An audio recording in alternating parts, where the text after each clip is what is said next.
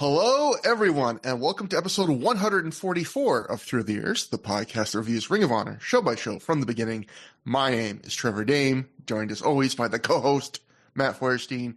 Matt, I had a rough night last night. I couldn't get to sleep, so I decided to take a nap and have myself wake up half an hour before it's time to do the podcast. I cannot tell you how discombobulated I am from that. Well, here, let me situate you. We have the old Pope. It's the same old Pope. It's been the same Pope for a long time. Same Pope. Yeah, he's not American, right? He's called Saint Paul. I still remember, when we think of the Pope, the sad thing is what comes to mind first, maybe now the American Pope will come to mind first, but is, Matt, when we were young men, when we were teenagers, and we got to know each other and a bunch of other people in AOL Instant Message or chat rooms. There was a person in our chat rooms who he had an idea for a movie called Pope Dude. Wait, hold on. Wasn't it former guest of this show, Albert Ching? I believe it was. Yeah, I mentioned that to Albert like 4 times in the past day or 2 days. So don't think that I'm not on the case of Pope Dude. And it was going to be a movie like King Ralph, which, for those who don't remember that classic, it was a 90s movie where a John Goodman vehicle, where John Goodman becomes a dude who doesn't become Pope, becomes king. He's a Ralph who becomes king. And so this would be a dude who becomes Pope. An American Pope is pretty much as close as you're going to get to Pope Dude, I have to say. Exactly. I was going to say, have we seen Pope Dude in our lifetimes? After when we were teenagers, Matt, we dreamed of it. We are now at Pope Dude. Yes. When I think of the Pope, the first thing I think of is the state sketch where the Popa comes to the Italian restaurant and everyone who works there is excited, except they're wearing nice white suits to greet the Pope, and they just throw sauce on each other. And then the Popa says that's okay, and Ken Marino comes out with the classic line: "The Popa, he's so nice." And am I going to get canceled for doing that over the top Italian accent? Even though I am just, I'm just explaining a sketch that I happened to rewatch last night, but. One thing about that sketch is that my dad, to this day, even before the Pope was in the news, likes to just say that line to me, like at random times. So he was really excited this week. You got a hip dad, which could be another movie after Pope Dude. Hip dad. Well, my dad has 2 artificial hips, so. No, if you're about a dad who somehow, like, he got busy in the womb and he came out conjoined with his own son. I'm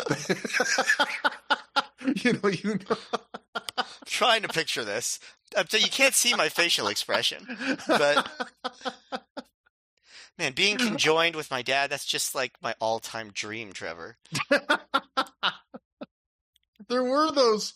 Have you ever seen those, you go to like a novelty store and there's those giant novelty, his and hers, like one combined sweater with 2 neck holes. And like, it was like, who has anyone actually bought one of those?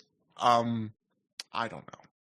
I mean, if you bought one of those, that's why, you keep sending me pictures of your face is blurred out because you won't let me see your face, but you do like to show me that you're wearing that shirt, but except just by yourself. You're just wearing it by yourself. That would be the saddest thing. Could you imagine you meet someone that you love and you're like, on like the second date, you bring them home, like, I've been waiting 30 years for someone to fill the second neck hole and left arm. And that's like the last time you ever see that person ever again. Or they get right in that neck hole and show that it was meant to be all along. Ever the eternal optimist, Matt Feuerstein. Oh yeah, that's me. I know, right? But something that will get you optimistic for real, Matt, is the incredible episode we're going to have. And as always, between episodes, we cover what happened in the world of Ring of Honor in the timeline between episodes. And we got a couple little tidbits here that are interesting. We go first to the Pro Wrestling Torch. and they noted that ROH World Champion Takeshi Morishima received the Future Legends Award at the Cauliflower Alley Club 42nd Annual Banquet and Award. So, yeah, in case you don't know what Cauliflower Alley was or is, it's a club for where they hold an annual get together for wrestling alumni, and they give out a whole bunch of awards. Now, it's actually the saddest version of Candyland possible. Cauliflower Alley. Cauliflower, I was going to say it gets a bad rap, but you know what? It seems like it's in vogue now. People are into cauliflower, yeah. Yeah, everyone's into the cauliflower rice and all that now because we hate gluten. We hate gluten, don't we, folks? I've never had cauliflower rice, but I guess technically we've all had cauliflower rice if you've eaten cauliflower and chewed it for a while. But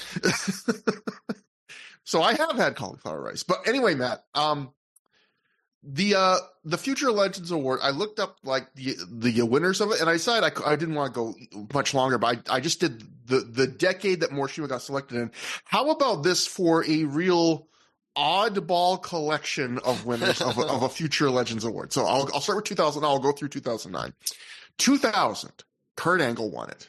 Makes sense, right? Yes. 2001, Donovan Morgan. You can see why Cauliflower Hour. They like the guys with real legit, the real grapplers, man. 2002, Chris Benoit, which seems oddly late. I feel like he was. Everyone probably agreed that he was going to be a legend, but he had already had most of his career by then. Even if he hadn't become a murderous monster, his career, the bulk of his career was done. 2003, Steve Fender.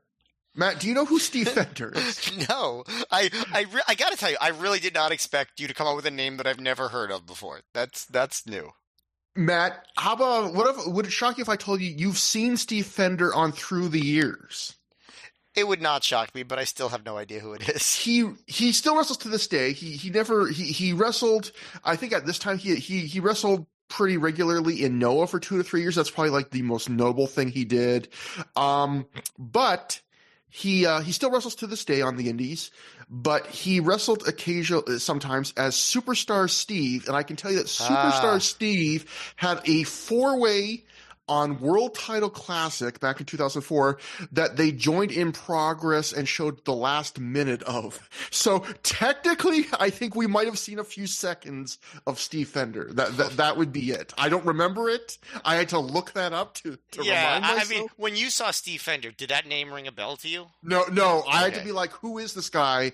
And then when I looked up Cage Match and saw, oh my God, he's wrestled in Ring of Honor in 2004. I don't remember this. And then this is such a random list, by the way. It goes from it's like major star in WWE, indie person, major star in WWE, fairly obscure indie person. Yeah, it keeps going in that vein. That 2004, Cheerleader Melissa. I don't like cheerleader. Cheerleader Melissa, who, she was one of the unheralded, again, during an era where women's wrestling had not broken through yet, was much maligned. She was considered one of the really good ones. Good on the Cauliflower Alley for recognizing women. 2005, Frankie Kazarian. Okay. 2006, Mariko Yoshida. Okay. 2007, Takeshi Morishima. 2008, Ricky Landell. And 2009, Trevor Murdoch. This is not a good hit rate, I gotta say, as far as future legends go.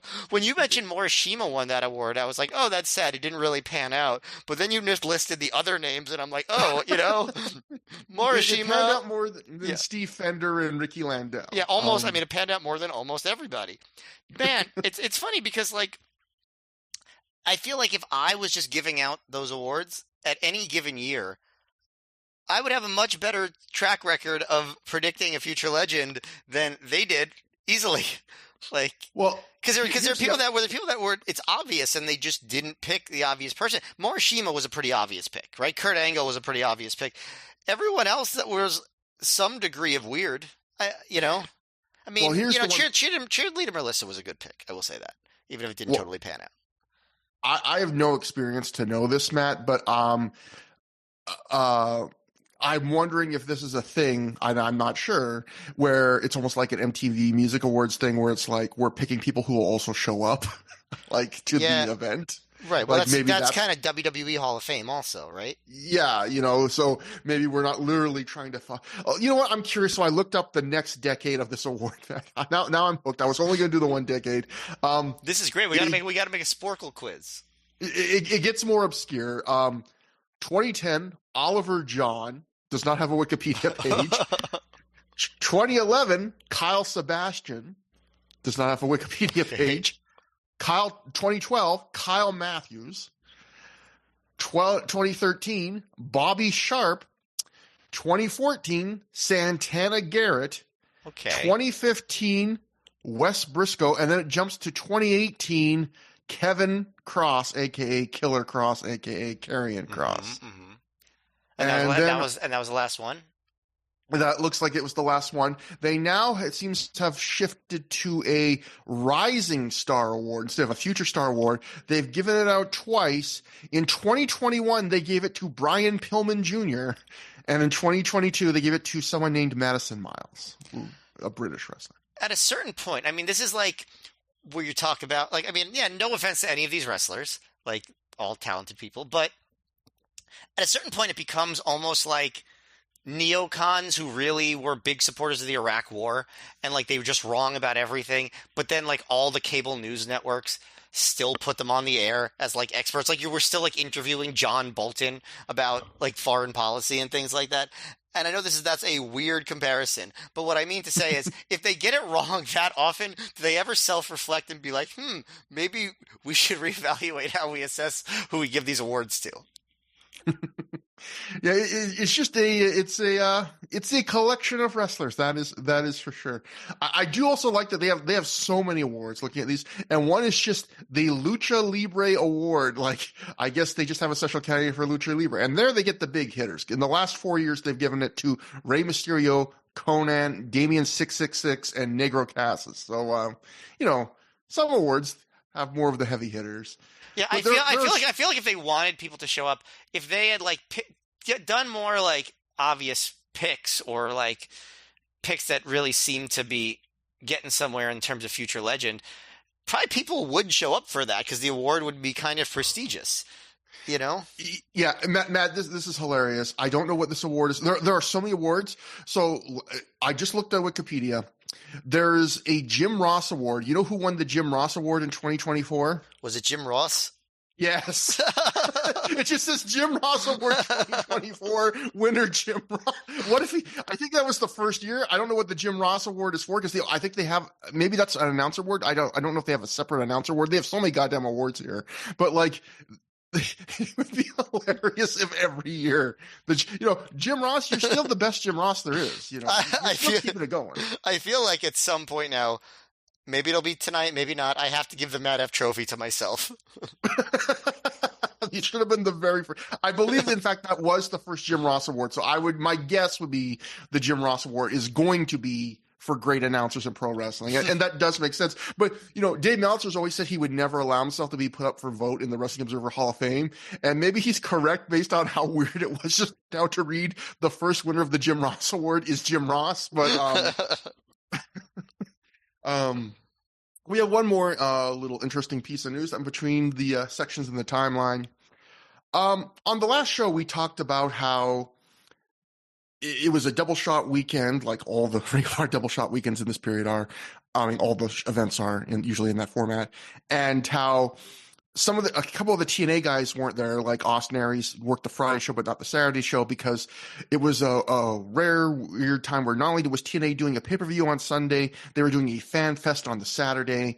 Well, there was something else that happened on that Saturday, it turns out, that I forgot, that turned out to be pretty consequential to young Austin Aries' career. This is from the Wrestling Observer's TNA section at that time.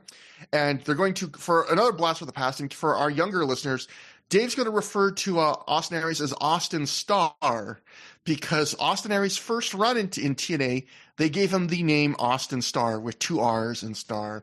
So in the Observer TNA section, Dave writes, Austin Starr was suspended from TNA for 90 days, which ends on July 17th. On April 16th, which was the day between the pay-per-view and the TV tapings, and would have been also the day of the last ROH show we covered, Fighting Spirit, he was asked to come to the studio in Orlando as they wanted to film some vignettes ahead of time. He had gotten a timeshare for what he thought was a vacation day on the weekend of his birthday. He asked why he couldn't do it the next day at TV, since they were going to be there all day, since this was his day off. The feeling was they wrote vignettes to get him over, and the writing team worked all day on TV on their day off, and Bob Backlund, who was apparently to be in the vignettes, had no problem with it. Starr eventually agreed he would come in and film it, but by that point they were mad at his attitude, so the vignette was pulled. He was pulled from the TV tapings and then suspended. This is his second suspension, as he was suspended once before when there was a storm the day before a pay-per-view, and he was told Dave wrote this wrong. He was told to fly out a day early, which would have meant he'd miss an ROH house show he was booked on. He worked the ROH house show, managed to get a flight out, and did arrive late in the afternoon, but on time for the show. The feeling was he was told to fly out early and didn't. Roderick Strong, his tag partner, wasn't brought back, but they brought him back with the new gimmick. For those who forget, that was, of course, on Unscripted 2, the night of the snowstorm, where we went into that whole story there, where they chose to work the show rather than pull out and go to TNA early. So anyway, Dave continues, whether Aries will be brought back or pushed after the suspension is unknown. He has a 1-year contract with 2 option years. The first year ends about the time the suspension ends. It is TNA's prerogative if they want to renew him for next year, and there is a current mood negative toward bringing him back. During this year, he had asked for a release and was told they wanted to keep him, so it wasn't granted. He will continue to work all his indie bookings, and after the ROH shows in Japan, he had gotten permission from TNA to work a short tour of Dragon Gate, even though it would have meant him missing a pay-per-view. There is nothing to the story that he was suspended, got in trouble, or anything regarding wearing an ROH t-shirt at the TNA Fan Fest. Those close to him say he denied he even wore an ROH t-shirt at the Fan Fest in the first place and didn't know how that story got started.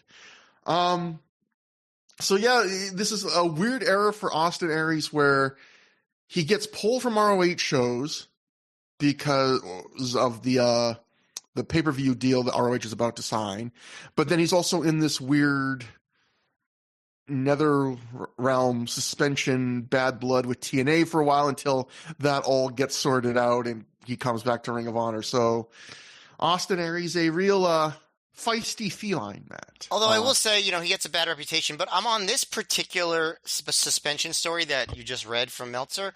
I think I'm definitely on his side.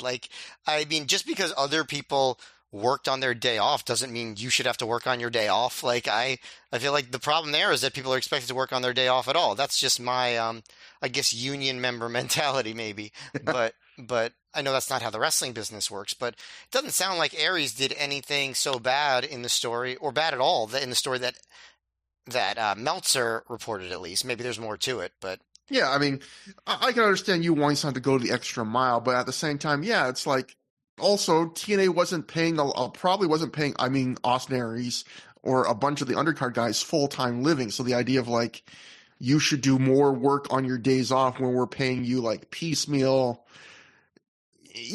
maybe that's, again, if you want to be able to call someone on a moment's notice and make demands of them, pay them full time like WWE, because I'm sure WWE is in their rights, to call probably any day of the week and say, hey, we need to film something with you. And if you're paying me 6 figures, I'm probably eager to do it. I'll probably go, yes, sir. But I would still argue that it's not nice to do that. If somebody's it's not nice. It's this on vacation or taking a day with their family for their birthday or something like that. Let people have their days off. I agree, Matt, but if you pay me enough money, you can spit in my mouth. Or if I pay you enough money, you'll spit in my mouth. How much money do I have to pay you? The price is only getting down, Matt. It's a seller's market. Anyway, or buyers. I don't know. Man, let's go to the Battle of St. Paul. What a weird opening section we had this episode, but delightful. The Battle of St. Paul, our show tonight, took place April 27, 2007, at the St. Paul Armory in St. Paul, Minnesota, in front of a reported crowd of 650 people. Matt, this was the final show that Ring of Honor ran in St. Paul, Minnesota until 2013 for a show entitled The New Dawn in September 2013. This is the third show the ROH ever ran in Minnesota, and we've covered them all. The first one was... Wait, it sounded like you said we covered the mall, which is a cool thing to say about Minnesota since they have the Mall of America there. We got to do it on location one. We've got to really go nitro with it. But, you know, the first time they ran St. Paul, they ran Reborn Stage 1, a very historically significant show in 2004, which ran head-to-head with a WWE house show in the same city and drew 400 fans. Then the next time they ran there was Epic Encounter 2 in 2006. That was I believe, the Nigel McGuinness, Bryan Danielson 60-minute 2 out of 3 falls match that went to a draw. And that drew a reported crowd of 500 fans. And so this time they come back there, 650 fans. You think, oh, that's pretty good. They're showing consistent growth. Like, they should keep going. But was not to be. We'll go first to the Observer. Dave wrote, there are no plans for ROH to return to St. Paul. The company does fine with $650 paid in the Northeast, but the cost of gas for 2 ring trucks, the extra day of travel everyone needs that drives to St. Paul, and the wear and tear on everyone made it not worthwhile. It was an 8-hour drive from St. Paul to Chicago the next day. It was just felt it didn't make sense to route it with Chicago. I also have to at this point make an apology, Matt, because at the end of the last show, I got us all excited when I said, oh, it's Minnesota. We're definitely going to have some wacky Wade Keller live report notes. I could not find any. Either Wade did not do extensive coverage or the Wayback Machine failed me. All I found was a couple notes from that kind of suggest maybe he was there live, or at least had a source that did. And one of the notes, or the only note maybe I think I have in my run sheet here, Wade wrote about this in the Torch. No return date was announced for St. Paul. ROH booker Gabe Sapolsky and ROH owner Kerry Silkin both said that the cost of travel to St. Paul is too great to justify frequent return visits, given that the crowd was only in the 500 range. The crowd was, they'd have needed around 200 more fans to make up for the extra transportation expenses, especially the 2 gas-guzzling ring/production trucks needed for each event. PW Insider wrote basically the exact same thing. You know, ROH needed another 200 to 300 fans to turn the corner there, and they could see it just wasn't happening, so time to move on. Gabe just sent the same email to all the news sites, and they all just paraphrased it differently. And then that brings us to Chris Vetter, who wrote in a live report to the PW Torch. He wrote, Ring of Honor returned to the Armory in St. Paul, Minnesota on Friday, April 27th, 2007. The crowd's a legit 450 to 500 and is the biggest crowd of the 3 ROH shows here, as many fans stood against the walls the entire show. This is a huge venue, but they packed all the seats in very close to each other at ringside. As expected, lots of local wrestlers are in the building. So I gotta say, I'm sad this is the last show in St. Paul, because I thought in terms of reactions, this was a very good crowd. Well, I would say, so I thought it was, like, I mean, to me, that's the story of the show, because both Reborn Stage 1 and Epic Encounter 2, if you watch those shows, those are not very good crowds in terms of reactions. They're pretty quiet. And then this show, I would say not more than very good. I would say this is like a great crowd in terms of reactions, like one of the best that we've seen in a long time. And it's very weird because it's the same city. I don't know what happened. I guess, like, it feels like they must have drawn some different people, just like more reactive people. Yeah, and they knew everything too. Like, they even were like really big into Mike Quackenbush. Like, was Mike Quackenbush wrestling a lot in Minnesota? Probably not. So it seemed like these were very indie knowledgeable fans. Yeah, more than any other time they've been there. But I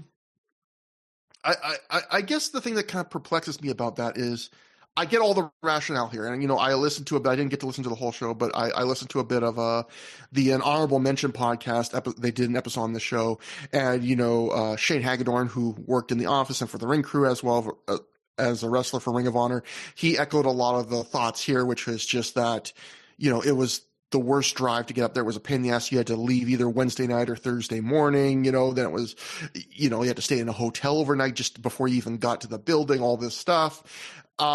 I get all that, but the thing is, this is your 3rd time going there, so, like, you're just now realizing that, and the idea that, like, we always give the Wrestling Observer attendance report, which is why it says 650, and then the other stuff we read references 400 to 500, because, again, my theory is all these reports are going to always vary. Usually they don't vary quite as much as that, although sometimes they do, but I just stick with the Observer so it can at least be consistent against itself whenever we do comparisons. But either way, everyone seems to agree they need another 200, 300 people. Well, even by the lowest estimate, let's say, they drew 500 this night. I was thinking if they needed to do 700 to 800 people to make the Minnesota viable, like what markets are they running on Friday nights that are drawing 700 to 800? Like almost none of them. So This almost feels like something you should have realized ahead of time, but maybe it's one of those things you didn't really realize the impact of driving that far away until you did it 3 times. But it's just weird that it was like, well, we really need to draw like at least 700 or 800 fans running B shows in a market we've barely run. We've run 3 shows in 3 years here. It could be that someone was just like a mark for the idea of running Minneapolis, like St. Paul, because the history with AWA and stuff, and they were just like, we should do it, and then they just realized, yeah, we wanted to, but we just can't. It could be something just like that, something sentimental, So yeah, I completely get why they didn't come back, but it is really disappointing because I'm glad we both agree this was a great crowd, and the crowd was growing every time they went there. So, but I think it ever would have gotten probably to like 800 fans on a Friday night in St. Paul? Probably not.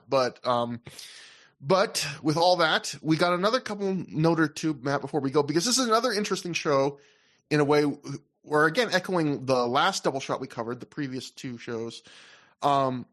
That was a show where we talked about how weird it was. There were so many names missing. Joe had left, but there was a bunch of injuries and the TNA guys not being there for that weekend and all that stuff. Well, there's even more people missing for different reasons this time. So we'll go to first off, if you're looking at this card, you're wondering why this weekend Claudio, Nigel, Chris Hero, Davey Richards, Matt Sydal, and El Generico aren't on the show or the next night.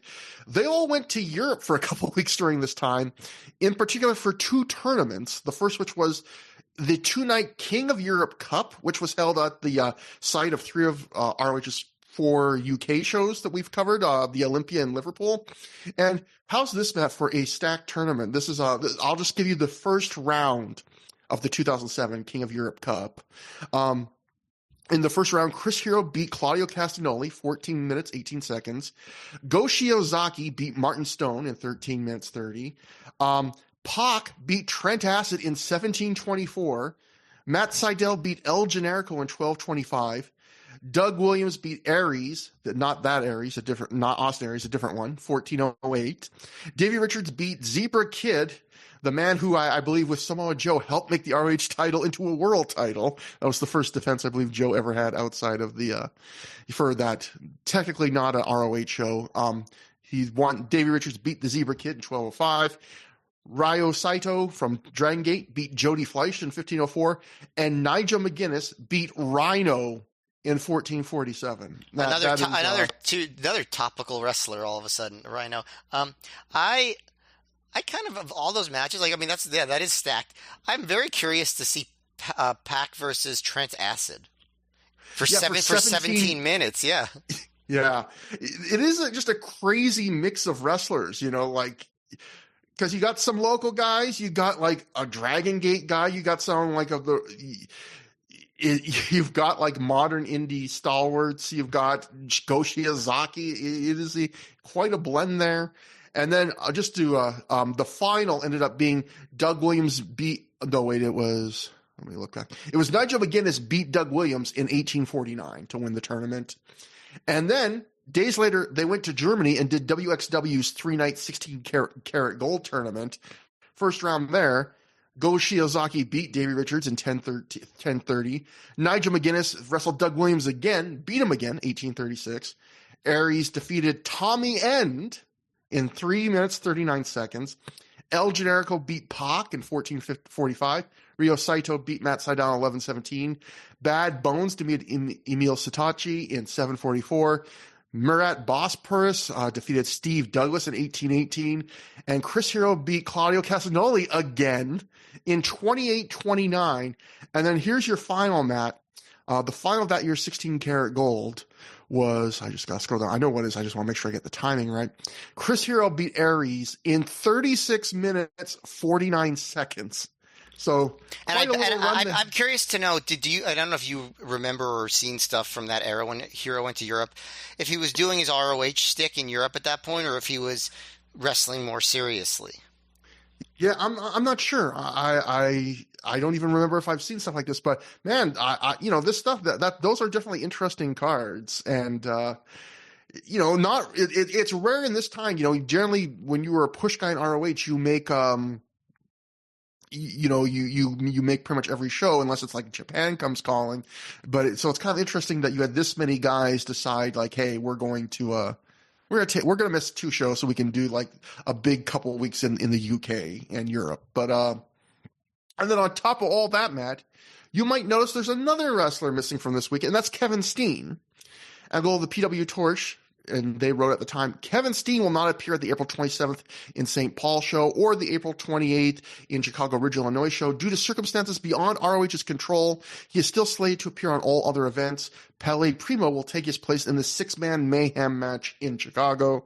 So he wasn't necessarily booked in the biggest thing in Chicago, at least, but I don't know why he had to pull out, but that's a lot of names to pull off a card to not have access to at a time where Danielson's still not back. You've lost Joe, but they will get some returns, and we'll see the Chikara boys.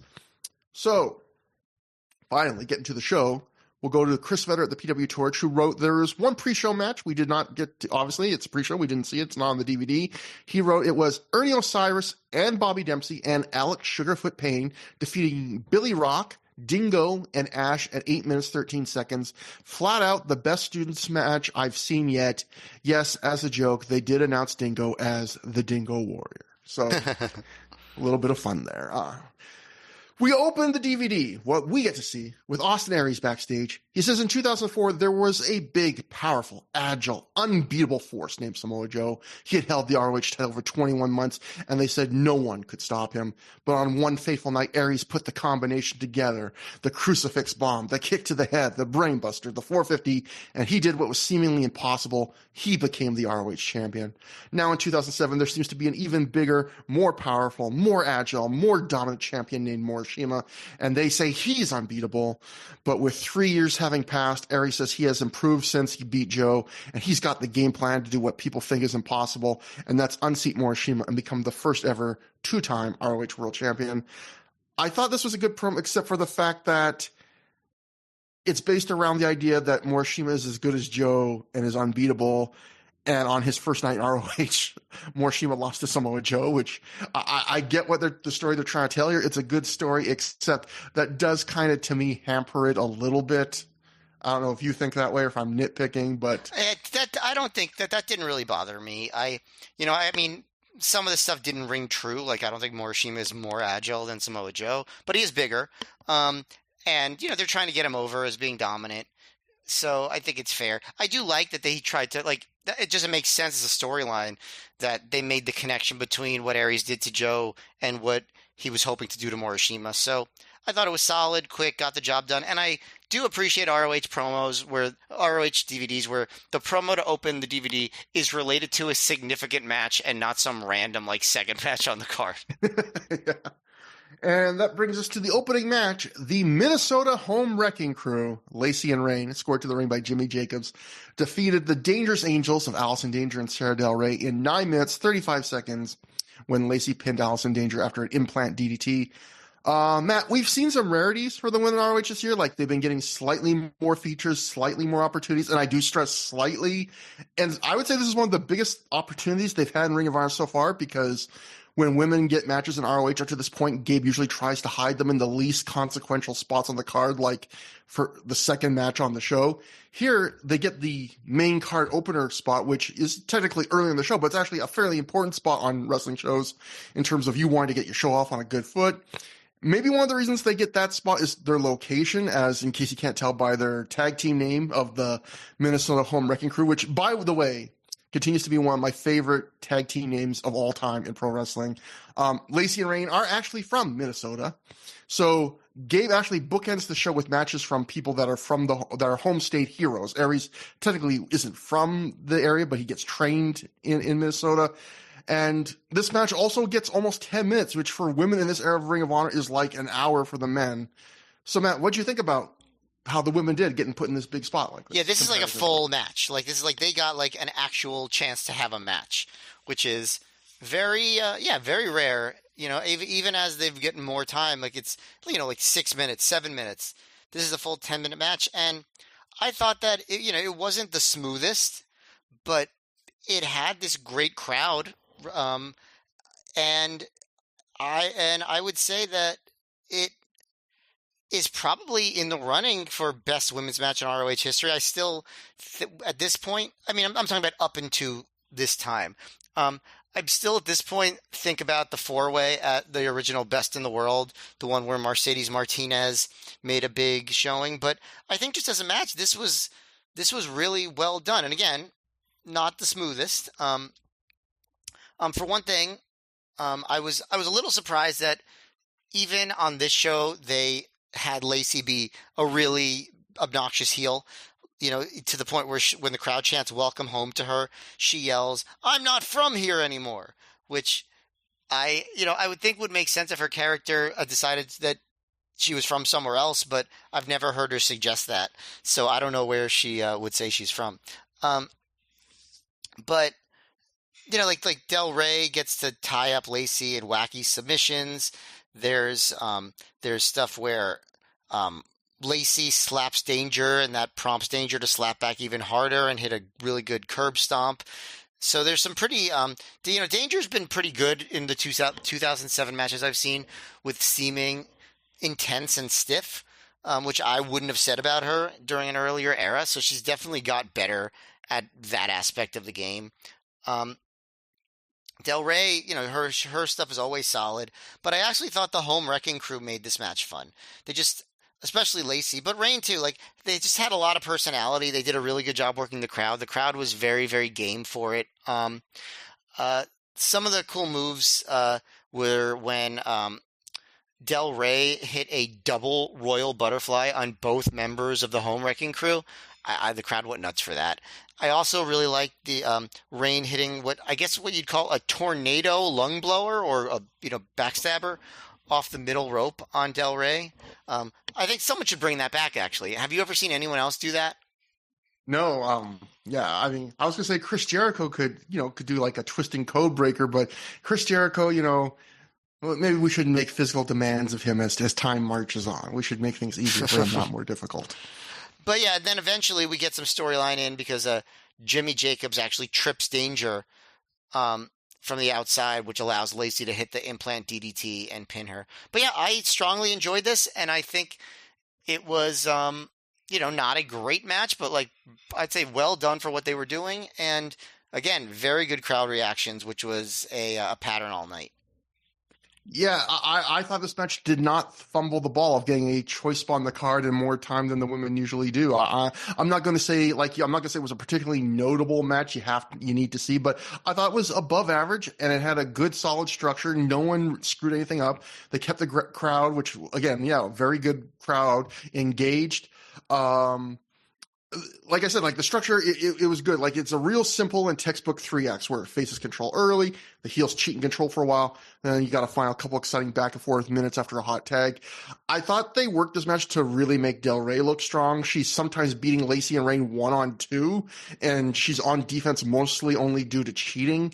She's also the one that gets the hot tag. She gets the most memorable spot of the match, which I think, like you say, is the where she gets both of them in the Royal Butterfly lock at the same time. She's holding both of them off their feet.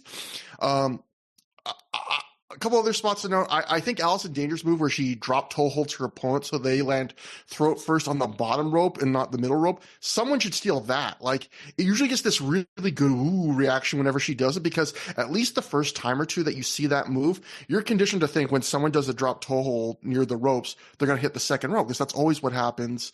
And traveling down to one rope lower, especially when you're not expecting it, just makes it seem like way more devastating. I also like Lacey controlling danger with a headlock, and as Allison got close to making a tag while she was in the headlock, Lacey, without letting go of that headlock, she just kicked Del Rey's outstretched hand away.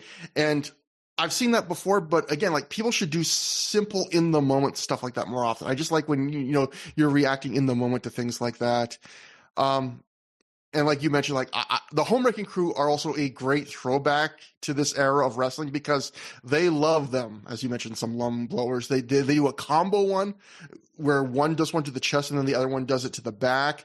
And again, this harkens back to, it feels like they were a little past it by this era, but there was an era, it felt like in the mid-aughts, where 60% of all indie wrestlers in the US did lung blowers of some form. So that was like, that takes me back. That's a reminder of the era. On a recent show, I talked about how a sucky part of the women in ROH getting such limited opportunities is when they didn't have a good match. You could imagine Gabe in the back thinking, well, this is why I can't book women anything more than super limited roles. And the best compliment I can give this match is they got more time and a more prompt position. And if I was Gabe, I'd be thinking like mission accomplished. They did exactly what I would have hoped they could do. Like, just decent, enjoyable, sensibly constructed match. No one dropped the ball. Crowd was very into it. I guess we should also mention that this Jimmy Jacobs that you already talked about, but he was back.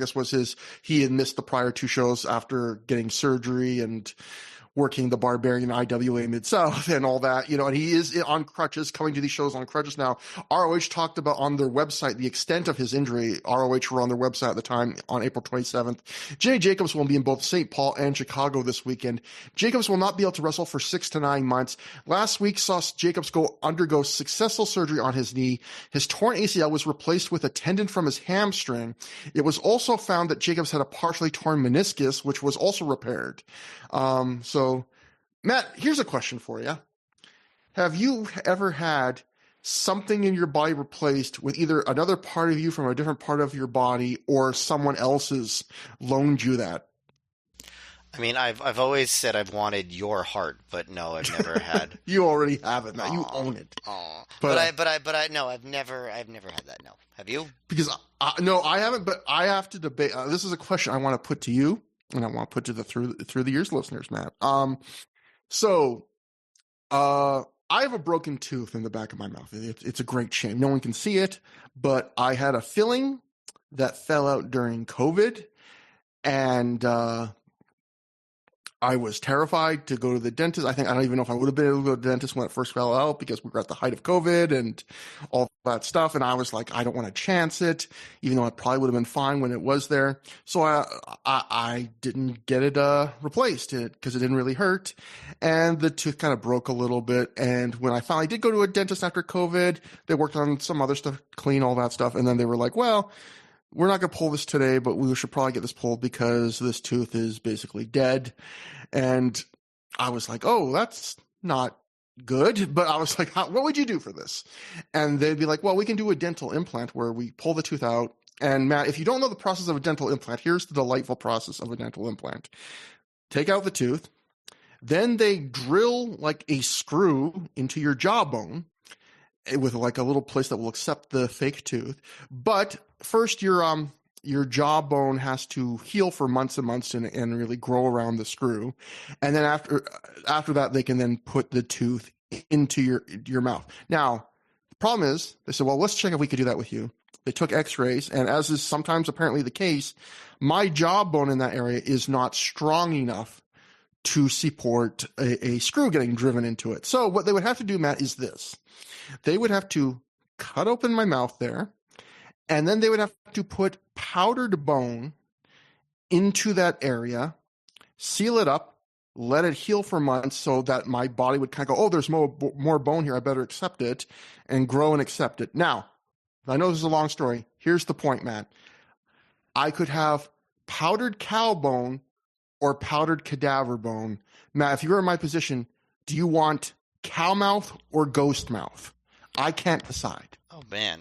But you've spent like months thinking of this, and I'm supposed to answer this in like a second. You know what, Matt? You know what, Matt? You can answer on the next show. Take your time. No, you know what? I'm a vegetarian. Give me the cadaver. Yeah, it is weird. It's just Plus, what if the I cow? What if that just cow bone has mad cow disease in it? You know? exactly. So it is a so folks at home, hashtag cow mouth, hashtag ghost mouth. You make the call. Can I call you just cow mouth from now on? I'm the spinoff of man cow. I'm cow mouth. But one mother note, Matt. No, One mother. so Matt, this is what happens when I wake up from a nap shortly before we do the show. Everything gets weird. But so there's another live note from Chris Vera, the PW Torch. I thought this was an interesting little thing too, that kind of show you a sign of the times. He wrote about the women's match we just covered. Excellent women's match. I heard several fans near me say it's the best women's match they had ever seen in their lives. I mean, ever seen live. Now, this match was perfectly fine. We both enjoyed it. So I don't mean to denigrate this match, but I think it is a sign of how far we've come in wrestling, where fans, there were multiple fans in live that were talking about like, oh, that's the best women's match I've ever seen, like at a live event. It shows you just how little opportunity women were given in this era, where you would probably see a match of this quality if you attended like an AEW, taping most weeks. Oh yeah, no, I mean for sure we come a long way. Yeah, I mean, if I had been live for this match, it would have been the contender for one of the top two women's matches I ever saw live, between this and that four-way I mentioned. So, yeah, at that time, for sure. I mean, yeah, everyone was used to WWE, where even in this era, the women's matches were not that good or taken seriously. Trish helped, but they were still, even she only had a handful of matches that would get to the level of being like pretty good. And so, like I say this a few times, and it's true, which is, women still have a ways to go for equality. There's still challenges, unfortunately, they face in wrestling. I don't think we're at true equality there, but it is one of the only things in my lifetime where I feel like we've made significant forward and not backwards progress, where I can actually look at it and go, this is better than it was when I was younger. But we go to the do or die match next. Michael Elgin versus Rhett Titus, and that went to a no contest in a minute 45 when Jimmy Rave ran to the ring and attacked both men. This is Michael Elgin's ROH main card debut, although he had worked at least one dark match for them before this. And holy fuck, what a throwback to see one, Elgin not just with hair, but a full head of hair, which combined... Oh, go on, Matt. Were you going to say something?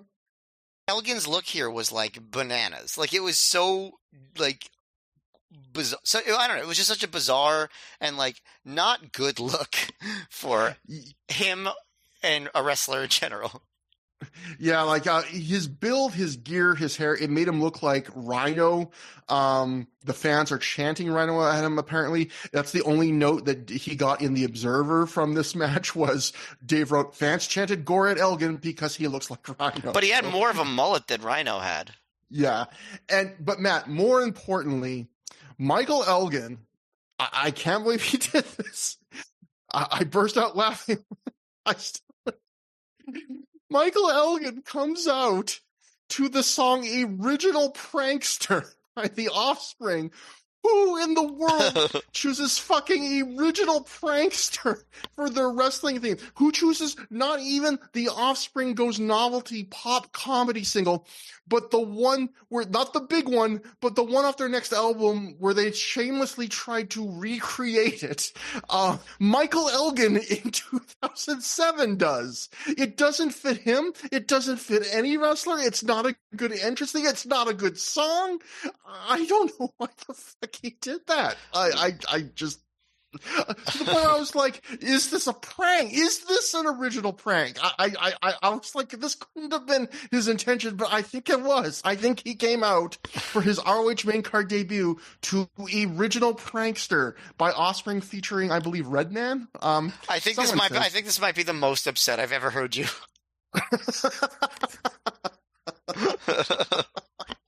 Not since the days of Donnie B. Thankfully, for the sake of avoiding a lot of uncomfortable discussions about awful things Michael Elgin has been accused of, we will only see him one more time on Through the Years after the show because he does some more dark matches in 2007. He doesn't show up again on film for the promotion until one six-man tag in 2008, and then that's it for him in the Sapolsky era, even though he will obviously play a much bigger part in ROH way down the line. Rhett Titus, meanwhile, this is not the first time we've seen him. But he now has, I think this is the first time he debuts a real gimmick. He has this gimmick of I would call it generic conceited heel. Yes. He comes out wearing a Flair-style robe with his name on the back. He's carrying a handheld mirror to admire himself. He's very cocky during the match. He does not yet have the Addicted to Love remix theme, which is one of the great all-time indie wrestling themes. But he is another ROH graduate that is now, transforming beyond just the generic rookie student mold. This match has almost nothing of note happen, and then Jimmy Rave returns after missing a few shows. Lenny Leonard screams on commentary that Rave's still supposed to be out 6 more weeks with his broken jaw. Rave hits Elgin with a punch from behind to take him out, and then he lays out Rhett with basically a backdrop driver, and he locks in the heel hook for a little bit. And the crowd, Matt, just goes freaking nuts. Yeah, this is where you could tell this is like a top-tier great crowd. Yeah, like I imagine this was a legit surprise return that I didn't look up, but I imagine he probably wasn't pre-announced for this weekend, and people did expect he was going to be out a while longer. There's loud cheering, lots of applause. Ray poses for the fans, and the crowd actually launches into a loud Jimmy Rave chant. Dave Prasek, at this point, he comes down to the ring with a mic, and he wants to know what Rave is even doing here. He's supposed to be out with a broken jaw.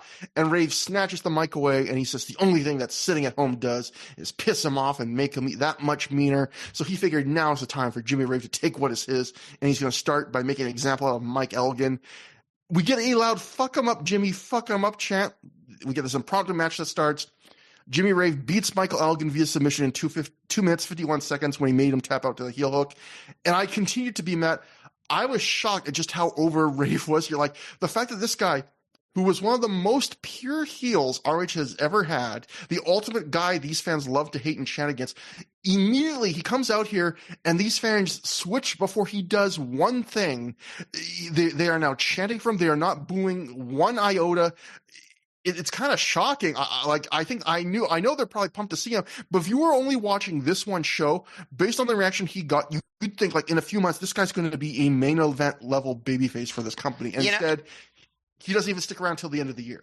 I was going to say maybe they should have made him that because, I think he's only there for a few more months, and he, clearly Gabe at some point decided he didn't have anything for him, but like maybe they should have tried turning him face. He hadn't really been face in years, and it seems like there was a segment of the crowd that was ready, willing, and able to support him as a babyface. There's not much for me to say about the match. I will just say this match, the Elgin Rave one, was weird because I thought Rave was way too generous. Like, yes, Jimmy wins definitively in under 3 minutes, so in that sense it's a squash. But Elgin, I thought, got more offense almost than Rave did in the 3 minutes. And I get wanting to help out a guy that's breaking in, but I felt like this match was Rave's moment. It wasn't Elgin's. And the fact that Elgin got more offense against Jimmy Rave than he got against Rhett Titus in 2007, I thought was weird optics. But I guess they didn't expect Rave. They probably didn't expect Rave to get the reaction he got, and I guess they just didn't pivot on the new information. But do you have any other thoughts about this whole segment here? Well, it was a squash followed by a squash. I was just taken aback, and maybe that sounds too negative. I was really impressed with the reaction that Rave got. It made me think like, oh, maybe there was a different way for him. Yeah, I didn't go back and listen, but I think Jimmy Rave might have even mentioned on his interview with an Honorable Mention podcast that like he was surprised that I think at the reaction he got here. That. There's never been anything close to that for him in any of the shows we've watched.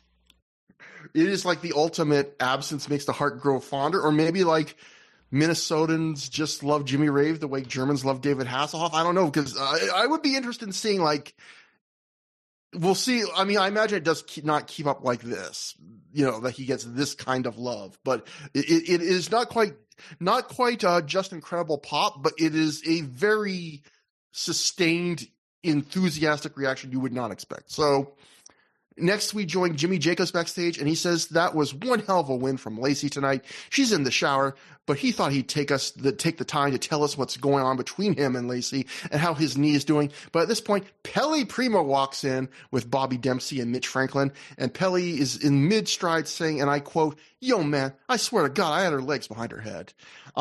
Pelly then sees Jimmy and says he heard that he and Lacey had a hot night of action. Bobby asks, hey, Jimmy, how was she? And Jimmy gets mad and says he has two midgets and a fat idiot who have been in this business for 5 minutes, disrespecting Lacey. He shoves Pelly into a locker. He jams one of his crutches into Bobby's chest before hobbling away. And Pelly and Mitch laugh at Jimmy being angry and hobbling away, but Bobby looks sad that Jimmy called him fat. I don't know if it is, I'm impressed. If this is just a coincidence or if this is foreshadowing for the upcoming Bobby, Dempsey abused guy. It's definitely foreshadowing. Yeah. He hooks up with Tank Tolan and stuff, right? Like that's definitely what it was. So that's good. I like me some foreshadowing like that. That's some good foreshadowing. Next up we got Shingo. Defeated BJ Whitmer via pinfall in 10 minutes, 1 second with the last falconry, aka the last of the dragon. And this is, the night of returns from injuries continues as Jimmy Jacobs came back, Jimmy Rave came back, and now BJ Whitmer is back after missing the last double shot with injuries from his cage match with Jimmy Jacobs. Matt, what'd you think about this?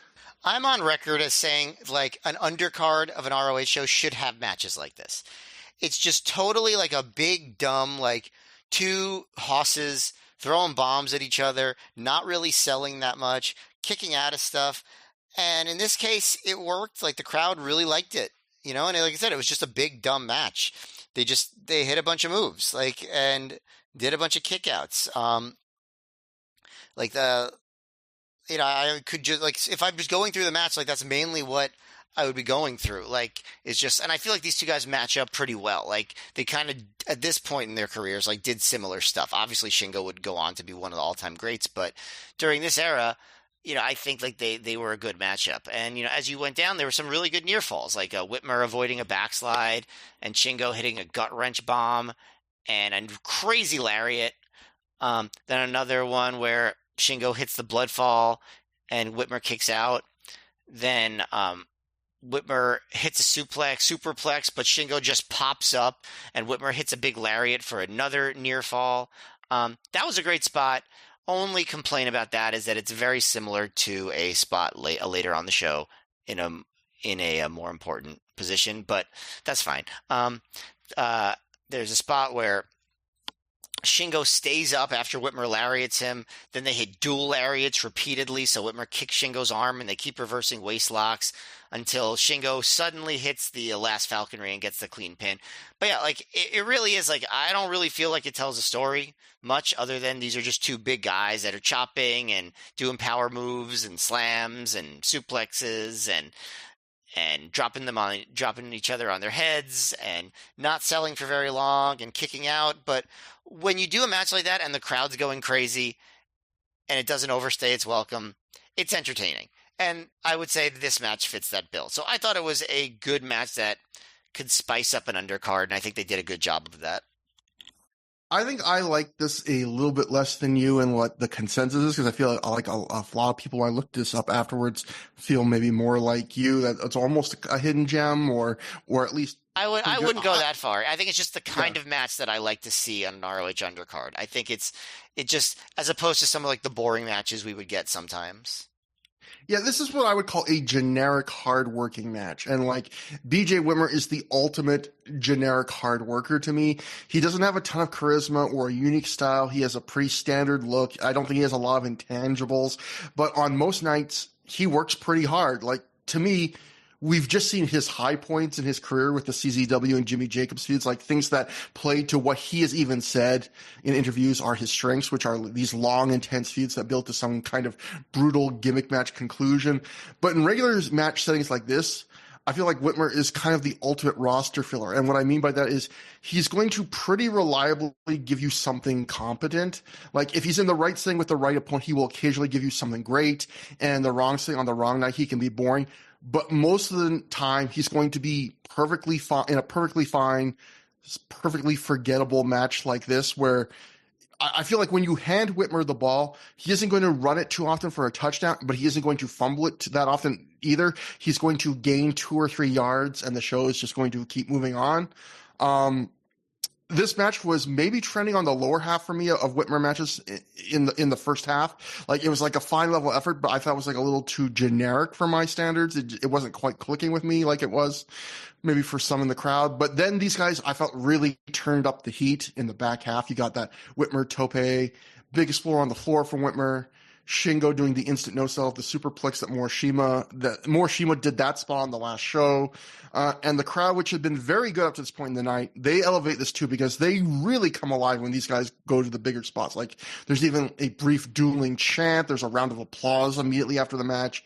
I think they treated this match like maybe like it was half a star better than it actually was, which in a weird way makes the match like a quarter starter better than it really was in reality. Like that, it's the weird thing where like wrestling's this weird thing where if the crowd treats a match like better than you at home think it is, it actually does kind of make the match tangibly better. It's almost like, how's this for a weird reference? After 9/11, when David Letterman famously said, like, if you try and be brave, if you're not brave, I don't know, maybe it was after 9/11 or I think it was after 9/11, not his heart surgery, but he said, like if you're not brave, pretending to be brave is just as good as the real thing. I almost feel like sometimes in wrestling, if you give a match a good reaction, that almost makes the match good. Like if it's a good enough reaction, it almost makes the match closer to how good you think it is. Like I'd say more than almost. I think the crowd reaction does play a big part. I think that's what makes this match more than generic to me is how well the crowd reacted to it. Yeah, I love Shingo's lariat. I think at this point he had the best lariat in all of ROH, and I'm including Nigel here. He throws it with such speed, and he has a real weight behind it. I felt like BJ threw a decent one himself, and I love that you mentioned the spot. I love that late in this match they had both guys almost out on their feet, trading lariats like punches, neither going down. I love Shingo breaking out the Mongolian chop. I love me a good Mongolian chop. I don't know if I would love the literal Mongolian chop, like as in a pork chop or something. I can't remember the last time I've ever eaten a pork chop. Maybe not since I was a kid. You know, a restaurant is old school when they advertise on the outside that they serve chops. Sometimes you see that around here, like burgers, chops. It's like, okay, that's an old school restaurant. I don't even know if I could find a restaurant. Like, I'm sure there is one, but I don't know if any of the places I haunt, as they would say in that, serve a chop. Ironically, for years when I was younger, had a piece of paper with a cute drawing of a pork chop that an ex had wrote for me that said pork chop on the flippity flop, with a picture of, and I just left it on my wall for way too long. So I do know it's still there, isn't it? No, it is. I probably took it down when I moved or something. It was like finally time to retire, pork chop on the flippity flop. But anyway, overall, I'd say this match was on that border between a really high above average and a low good, and I'd probably go the former. Again, it's a Whitmer special. It's got a good level action. It's pleasantly enjoyable in the moment. There's nothing about that's going to stick anywhere in your brain a week later. You just said there's a bunch of stuff in the late part of the match that you loved, but fine, go ahead. I mean, it's stuff I enjoyed in the moment. I'm not going to probably remember, like, okay, I'll say this. I was about to say I'm not going to remember as much as I enjoy it, the Shingo and BJ trading lariat sequence probably in a week or two. But then I just thought, as I was formulating that thought, I thought, if we go by what I don't remember means it's not significant, lately in my life, Matt, boy, there isn't much in my life that is significant because I forget sometimes seemingly important things. So maybe, you know what? Maybe I should not use my memory as a metric for what is well, there you go. To the average. But I also want to bring up one other thing, Matt, about this match. I talked about this on last show. It really came to a head here. Dave Prazak on commentary during this match says that, oh shit, what the heck? My notes just scrolled without me touching them. And it's a ghost. So there you go. You got to get the ghost bone because the ghost. No, that's pushing me to cowbone. Cowbone would never do that to me. So Prazak said that Shingo had been working his way into title contention the last several weeks, and he'll face the winner of Morishima versus Aries tomorrow night for the title. Now, he said this before the match was over. So in other words, Shingo had already earned the his title shot before the result of this match. I again want to point out that while Shingo did have an incredibly brief run with the ROH tag titles this year, in ROH in 2007, Shingo before this night, where he had apparently already earned a world title shot, had worked 7 matches in 2007 in ROH as a singles competitor. 4 of those matches were in 4 6-ways. 2 of them were singles matches. His record in those matches before this one was 1-5, with his one win being over Matt Cross on the last show. So this idea that he's earned a world title, I mean, we know now it's kind of like the AEW thing of like why ROH tried so many times to do stuff like the Contenders Ring and the Top 5 and stuff, and then gave up because eventually you just want excuses to do stuff when you want to do it, and this wouldn't have flown, giving Shingo a world title shot off of a win off of Matt Cross. Right. It was Shingo's last night, right? So they just had to get they wanted to get the title shot in. I'm not somebody who's a stickler for this kind of stuff. It's wrestling. It's fine. Yeah. I mean, but and I think I've mentioned this before, even in MMA, right? Like if they want to do a big fight, they're going to do it, even if the challenger doesn't necessarily meet the criteria for deserving a big fight, right? Yeah. I agree. It's just one of those, it's an interesting sign of the changing times. And again, we saw this with AEW too, where, it seems like a great idea to do rankings and stuff, and then you realize sometimes we just want to do stuff on the fly. And I think there's a way you can do both, but I think wrestling companies historically who have tried to do the rankings just get tired of the work. Like, I don't. Yeah, which I don't blame them. So next we go to the ROH World Tag Team Title Ultimate Endurance match. The Briscoes, Jay and Mark, successfully defend the titles when they defeated Grand Akuma and Hella Wicked, Jigsaw and Mike Quackenbush, and Mitch Franklin and Pele Primo in 16 minutes 34 seconds. Every fall of an Ultimate Endurance match is a different step. The first fall was a submission match. The Briscoes eliminated Mitch Franklin and Pele Primo in 6:34 when Jay made Mitch Franklin tap out to the stretch plum. Then second fall was a scramble match. The Briscoes eliminated Grand Akuma and Hella Wicked in 10:21 when Jay pinned Akuma after a simultaneous top rope leg drop and cutthroat driver from the Briscoes. And then your final fall was ROH Tag Title Generic Rules. The Briscoes eliminated Mike Quackenbush and Jigsaw in 16:34 when Jay pinned Quack after a springboard doomsday device. I think there's quite a bit to talk about here, so I'm going to kind of say some things, then let you have some comments and say some things, and let you just to break it up a bit. So, because I think there's a little bit to talk about before we even get to the match. So, first, this was the ROH debut for the 4 Chikara guys here: Mike Quackenbush, Jigsaw, Hella Wicked, and Grand Akuma. And in some ways, I'd argue it's Chikara's debut in ROH, period. Like, yes, ROH already had welcomed in people that had been main Chikara roster members before, like Chris Hero and Claudio Castagnoli, but those guys had previous backgrounds elsewhere in wrestling before they came to Chikara and got pushed there as well. This match is Mike Quackenbush, who's Chikara's promoter, their head trainer, and 3 of his homegrown students. And I will say, this was the era where I was like a Chikara viewer sometime in the mid-aughts. For like a year or 2, I was watching pretty much every show. Would you describe yourself as a big Chikara fan? For a year or 2, I was. It was like that and ROH were the 2 promotions, and then I kind of, got a little more lapsed and, just had other things in life.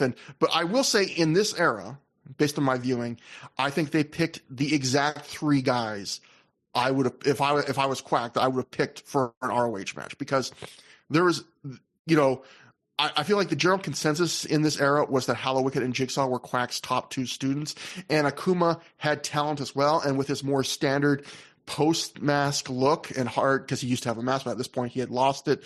He's a short, bald white guy with a good body who throws hard kicks. So, that's a pretty stylistically good fit for ROH, probably better than a lot of Chikara's other students in terms of what ROH likes in terms of style and look and things like that. Was Orange Cassidy already part of the Chikara crew at this point? Yes, right? Yeah, because he was Fire Ant. I think this would have been the time that the ants had invaded the Chikara picnic. But if you look at Hello Wicked, Jigsaw and Akuma, they had all actually started getting bookings in FIP late in 2006. So this is also another example of Gabe using FIP as kind of a testing ground for people he might be considering for ROH. And then if he likes them there, when there's an opening, he books them. And obviously this was an opening because if you're ever going to give the Chikara guys a try, a weekend where like half the roster is gone. And I know in a little bit of the honorable mention, I listened to Shane Haggerty was joking. I wonder if Gabe booked the Chikara guys just because he thought, oh, these are guys that will be willing to drive all the way to Minnesota. Like, if there's ever a time to go, hey, you want to work in ROH? Okay, but you're gonna have to drive way to Minnesota, and like if you're that desperate for it.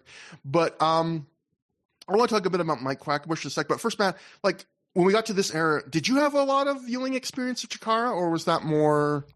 No, a little bit. Heard about? A little bit. I watched some, and I heard a lot about it, but I wasn't very experienced. I know, I'd seen Quackenbush, he didn't just wrestle in Chikara, like he was in IWA Mid-South and stuff, and other indies. He was definitely a guy, back before we knew what we know now, that, I was wanting to come to ROH. He was like a guy like Hero or Steen, where it's like he had such a great reputation elsewhere, and it was always like, why doesn't ROH use him? So I was excited about this kind of co-promotion or crossover. Yeah, and Mike Quackenbush, I guess we should talk about for a second. Like, he's today a divisive figure. Part of that is his behavior, as Matt alluded to. There are a lot of stories of how Quack ran Chikara and the training school behind the scenes. The only ones I know are the ones that are public via social media or shoot interviews. It seems like Chikara has more like gossip and behind the scenes like DM stuff than any indie promotion I've ever heard of. I thankfully was not plugged into that stuff, so I have nothing to hold back. The stories I've heard in public about Quack range from like, oh, he's kind of a neurotic head case anecdotes to stuff like a student during speaking out accusing him of homophobic and misogynistic behavior, just not practicing good behavior in terms of how you relate and behave with students. There's a bunch of stuff I would say, look it up yourselves. If you just type in speaking out Mike Quackenbush into Google, it will come up very quickly for you. He even did a kind of shitty, not great, some would say performative apology for it. I say all of this just to acknowledge it. I think on this show, we generally separate the behavior of these people from their in-ring performances. You kind of have to, especially like we're a Ring of Honor podcast. We're covering a promotion founded by Rob Feinstein. I do think it is worth acknowledging and informing people of at least once, just like, Michael Elgin. I imagine most of our listeners are aware of not good stories involving, again, Google Michael Elgin speaking out. You will be fed. But, so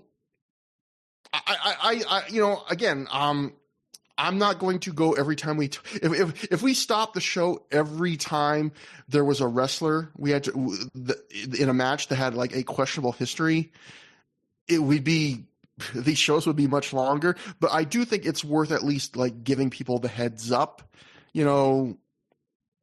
I imagine almost everyone that's listening just know this, but we do have like some 20-year-old listeners, and we might have future listeners. You never know, Matt. And so there might become people that grow up in an age that do not know who Mike Quackenbush is, and that brings me to the other way, because I think before the ethical stuff, long before that really became an issue to the public, I feel like Quack was an interesting guy because he was also divisive for other reasons, less horrible reasons, which was, in a way, he was way ahead of his time because in wrestling today, a lot of wrestlers started as fans and their dream was to become a pro wrestler.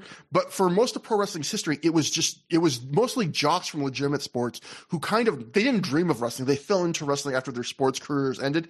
And I feel like Quack was really on the early end of that changeover in the wrestling culture, where he was clearly much more not a natural great athlete jock. He was a fan that dreamed of this from his youth, and like, he doesn't have any kind of physique. He doesn't project any kind of menace. He looks like an English teacher wearing pleather.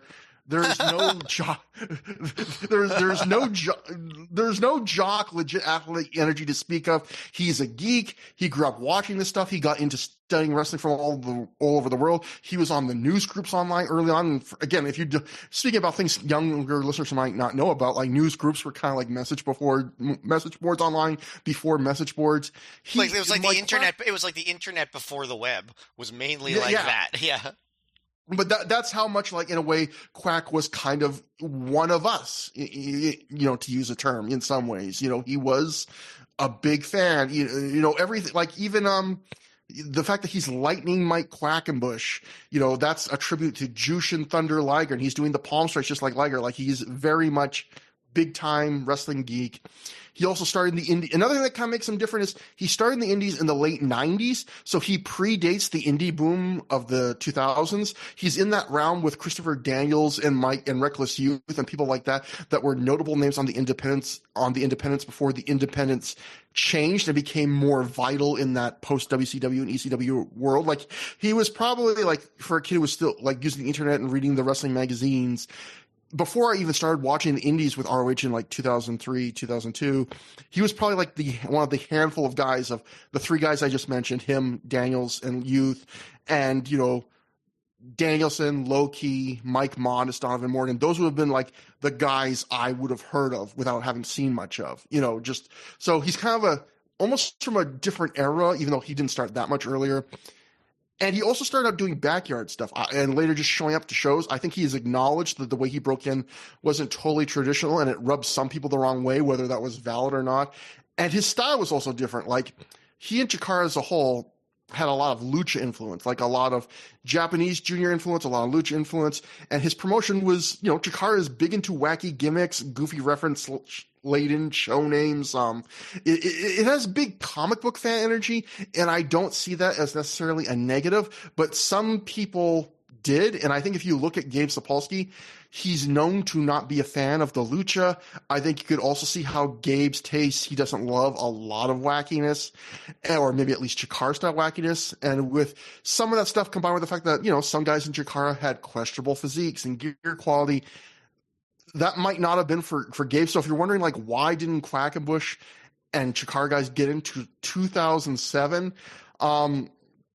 I feel like Quack was one of those people ROH fans debated forever on the message board. Like I've mentioned before, how a big part of the ROH message board was fans campaigning for certain wrestlers to be brought in and other fans arguing that they didn't deserve it. And I would say that in the Sapolsky era, if you asked me to make a tier list of which wrestlers got the most requests and were the subject of the most debate of like who should be brought in, no, he shouldn't, yes, he should, the guys in that top tier list would be, in no particular order, Quack, Hero, Super Dragon, and Eddie Kingston, to me, would be like the guys I remember being like always the subject of debate, like these guys should be brought in.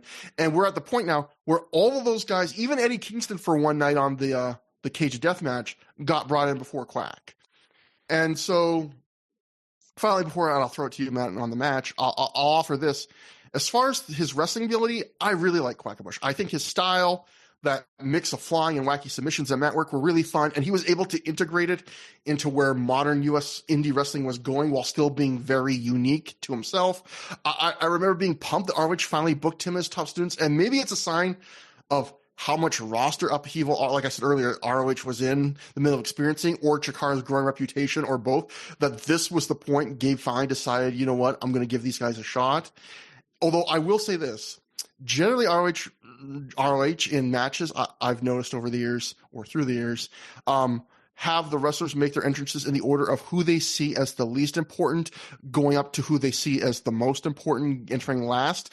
And I will note, they had both Chikara teams come out before the ROH students, which I thought, wow, that's like a bit of a stake. WWF, WCW invasion type of messaging right there. Yeah, it was like Chikara guys, then students, then Briscoe. So I was like, wow, that's a tier list. So, Matt, with all that being said, kind of historically significant to real hardcore indie nerds, what'd you think about this? So are you asking me to review the whole match or just the first fall?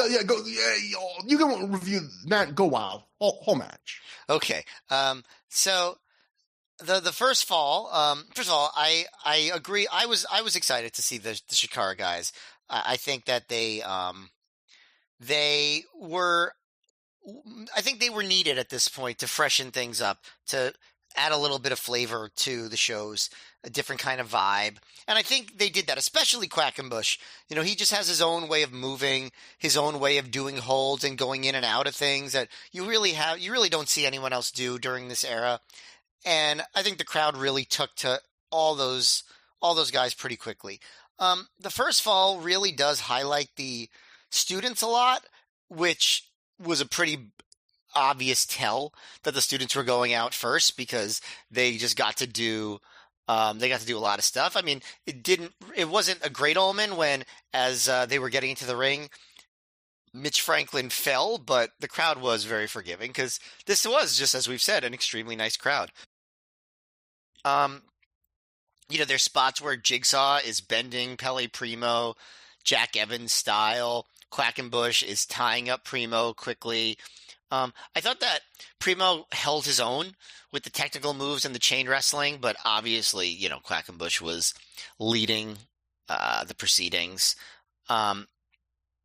There's a spot where Quackenbush is fighting out of a cross arm breaker by Primo, but Franklin leaps off the ropes with a sunset flip and goes right into a submission, but he's not the legal man, which that was not smooth, but I liked the idea in concept anyway, even if the execution wasn't so great. I also thought it was fun because Franklin and Primo were so small. You get to see guys like Hallowicked and Quackenbush be in the unusual position of acting like dominant power wrestlers almost. Not exactly, but kind of. But then the Briscoes get in after a little while, and they're not fucking around with all the wacky stuff. They just destroy Franklin with the double shoulder block and the boots to the face and the launching into the crowd, into the lights and stuff. They get the stretch plum pretty quickly, and Franklin taps out. But I thought it was a nice little showcase for the students in that first fall. At the same time, it's like, okay, now things can get serious. The one thing about Ultimate Endurance matches that I think is weird is just like the stips feel so random. Like those four teams having a submission match, like obviously that's ridiculous. And they didn't really work it like a submission match, but it was fine as like a scramble. And then fall 2 is like an actual scramble where they and having the Chikara guys in there, that made it pretty good. So, just a lot of fun stuff here. Jigsaw and Quackenbush launch Mark into the ring and then launch Jay into the ring on top of Mark before Jigsaw flies to the outside. So I thought that was fun. And when I say launch into the ring, I mean like use like the ropes to like spring them into the ring. Then at one point, Quackenbush makes Akuma backdrop Hallowicked and then baits Hallowicked into giving a senton to Akuma. So, just like silly stuff like that. I guess Akuma's move they called the Yushitonic, which is basically a code red. He hits that on Quackenbush. The Briscoes do at a certain point so many double teams that Hallowicked on Hallowicked that I couldn't keep up with it. Like I couldn't. Like they were just doing one double team after another after another. There's a spot where Akuma escapes a cutthroat driver, kicks at Mark, but Mark hits a head and arm suplex and goes again for the cutthroat driver, and they do the cutthroat leg drop combo to pin Akuma. Just too fast to keep track of, very entertaining. It was exactly what you'd expect from a scramble. The third fall, I had higher hopes for, but it seems like something went wrong. Like, so this was, the Briscoes against Jigsaw and Quackenbush. And it's going fine. And then there's a spot where Quackenbush leaps over the double shoulder block, which I thought was a very cool counter. And as the Briscoes are running forward, Jigsaw hits a double drop kick. And at that point, everything slowed down, and it seemed like maybe Jigsaw might have been concussed. Like they treated him like he was sort of out of it. And he was. Yeah. So like... So but they still launch him out of the corner. So it's like, oh god, another concussion that's not well taken care of, But they figure it out. They get him out of the ring. This is the quietest I would say the crowd is all night. I guess they're concerned with Jigsaw, obviously, and they just hit Quack with the springboard Doomsday to get the pin.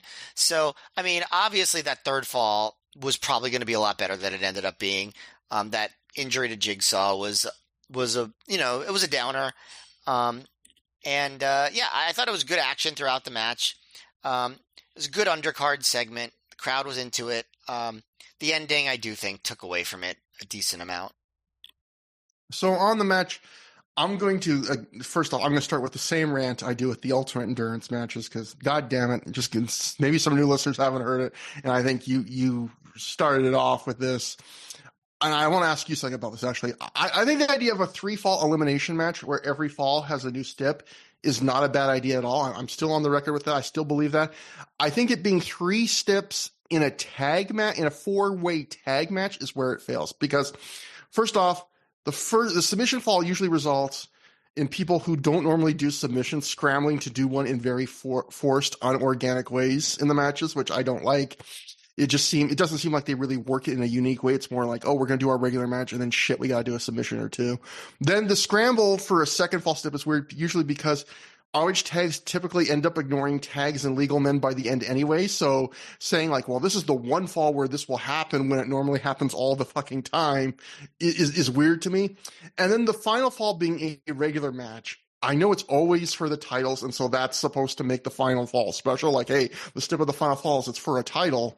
But it still feels such like an anticlimax to go, we're going to have unique steps for each fall, and the final fall is going to be a regular match. That's the ultimate step. But this is what I was going to ask you, Matt. I think for this kind of match, Ultimate Endurance would be easier with 4 singles than 4 tags, because I could see like fall 1, in a 4-way or wherever being like no DQ or false count anywhere.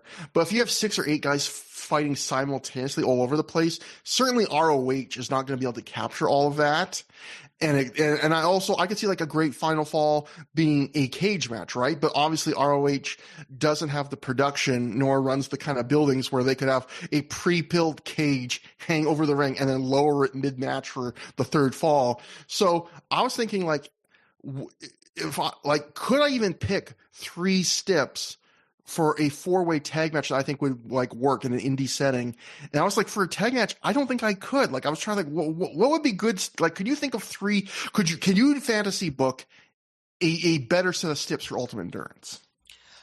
Yes, the first fall is 2 out of 3 falls. The second, no, I'm just kidding. But that would be kind of funny, right? If the last fall was a 2 out of 3 falls match, because that's a pretty common stip for tag team matches, right? Like you get that sometimes. So like I feel like that's the most dramatic tag team stip that you get sometimes. Maybe if you have a really intense feud, you start with like just normal 4-way rules. You go into a 3-person scramble and you end with like a double dog collar match or something like that. I could see that working.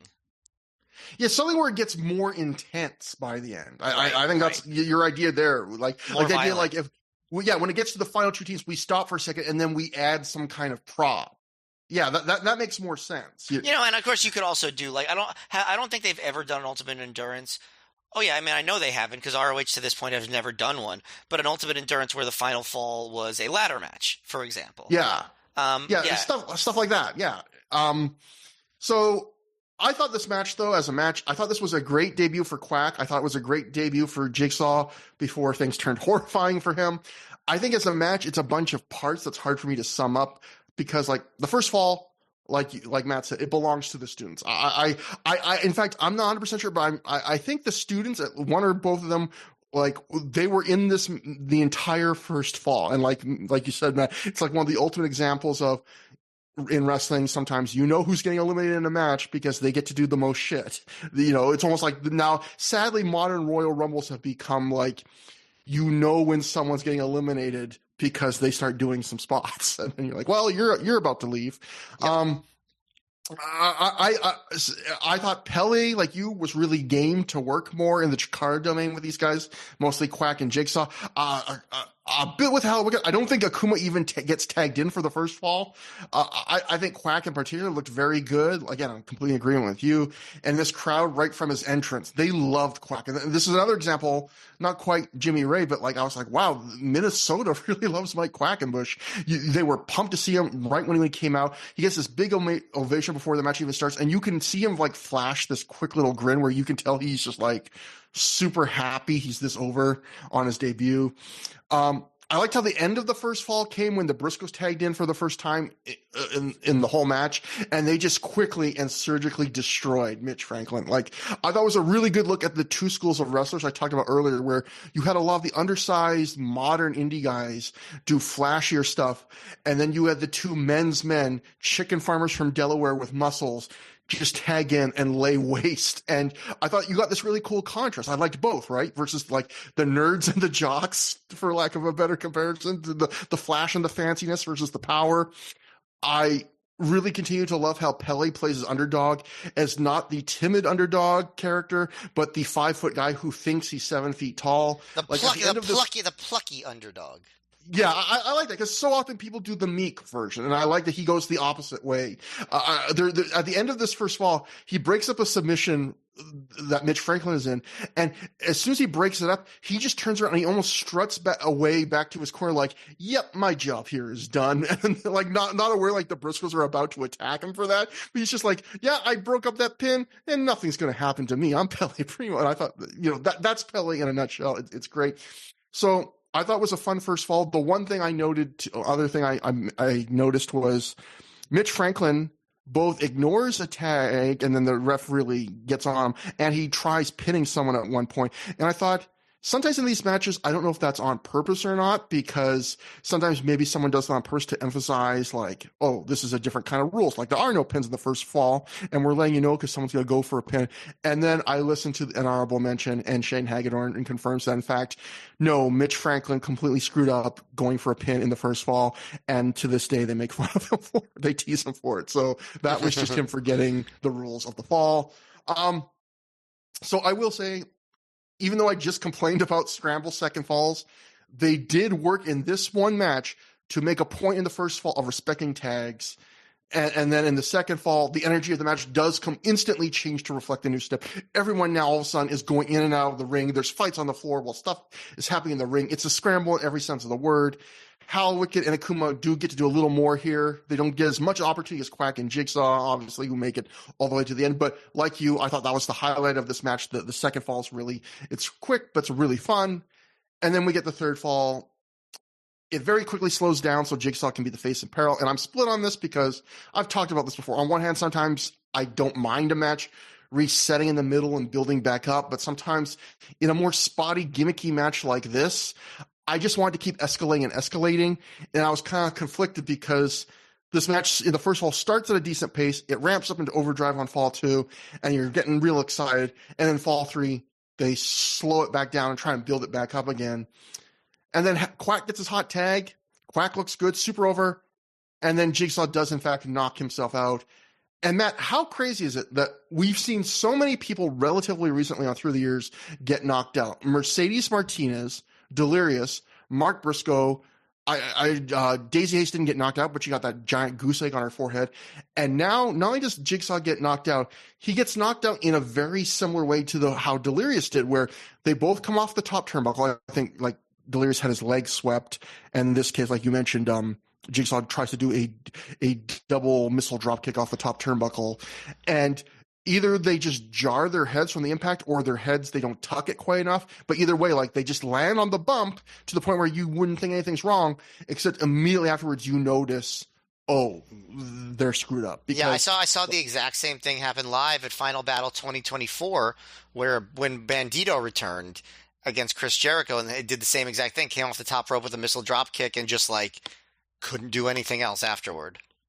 It's funny how we take stuff for granted, right? Like, we're always going like, oh, the most dangerous spots, where sometimes the most dangerous spot is like something we've seen wrestlers do 100 times. Taking a flat back bump off the top rope is clearly very risky.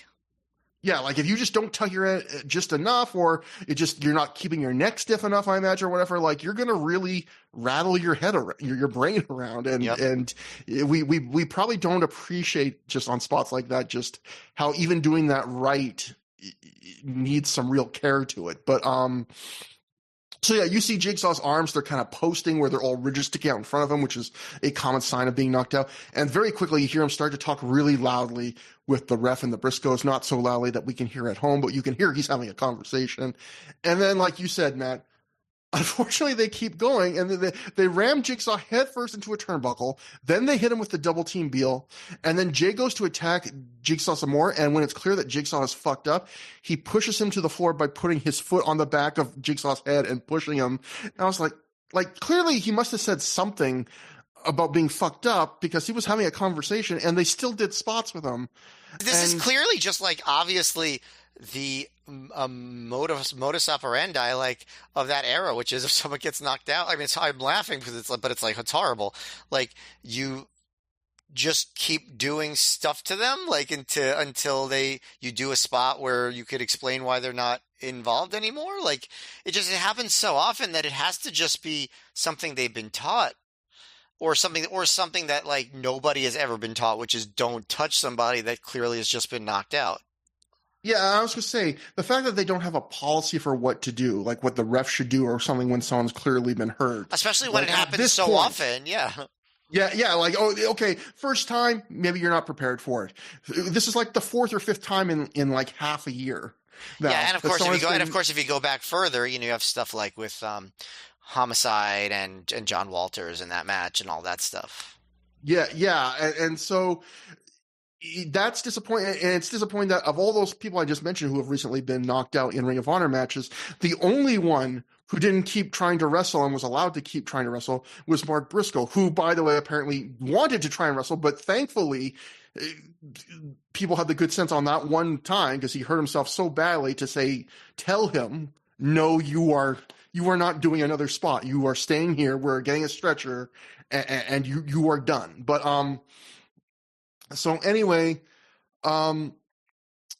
it clearly derails the match because I feel like it was with that Mike Quackenbush hot tag, it was starting what was likely a real fun stretch run. And if this match really nailed that, I think I'm calling this match very good, maybe even low grade, based on how wild they went at the.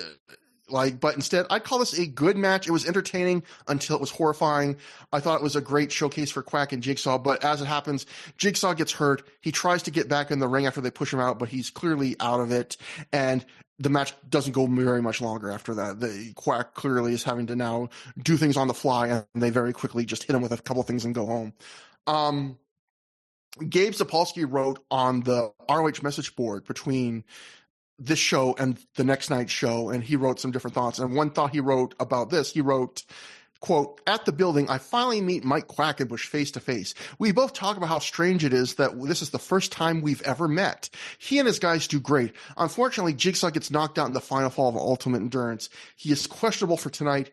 I haven't rewatched it, the show. That'll be our next show, obviously. So I don't know how much he's involved, but Jigsaw does work the next night, which again, another disappointing thing that, he is in a match the next night. Now, maybe they protect him and don't have him do much, but we'll see. I don't remember. But Dave wrote in The Observer about this match, Akuma and Hallowicked and Jigsaw and Quackenbush are from Chikara Pro and do an innovative high-flying style with lots of moves you don't see in the major promotions. But they have a style that seems to click best when they are against each other in tags or trios matches, probably somewhat like the Dragon Gate guys. The Briscoes won 3 straight falls. The match was marred because Jigsaw was knocked out legit in the final fall. So that brings us to the Anything Goes tag match. Adam Pearce and Brett Albright, with Shane Hagedorn in their corner, defeated Colt Cabana and Homicide in 13 minutes, 34 seconds, when Albright pinned Cabana after a half Nelson suplex.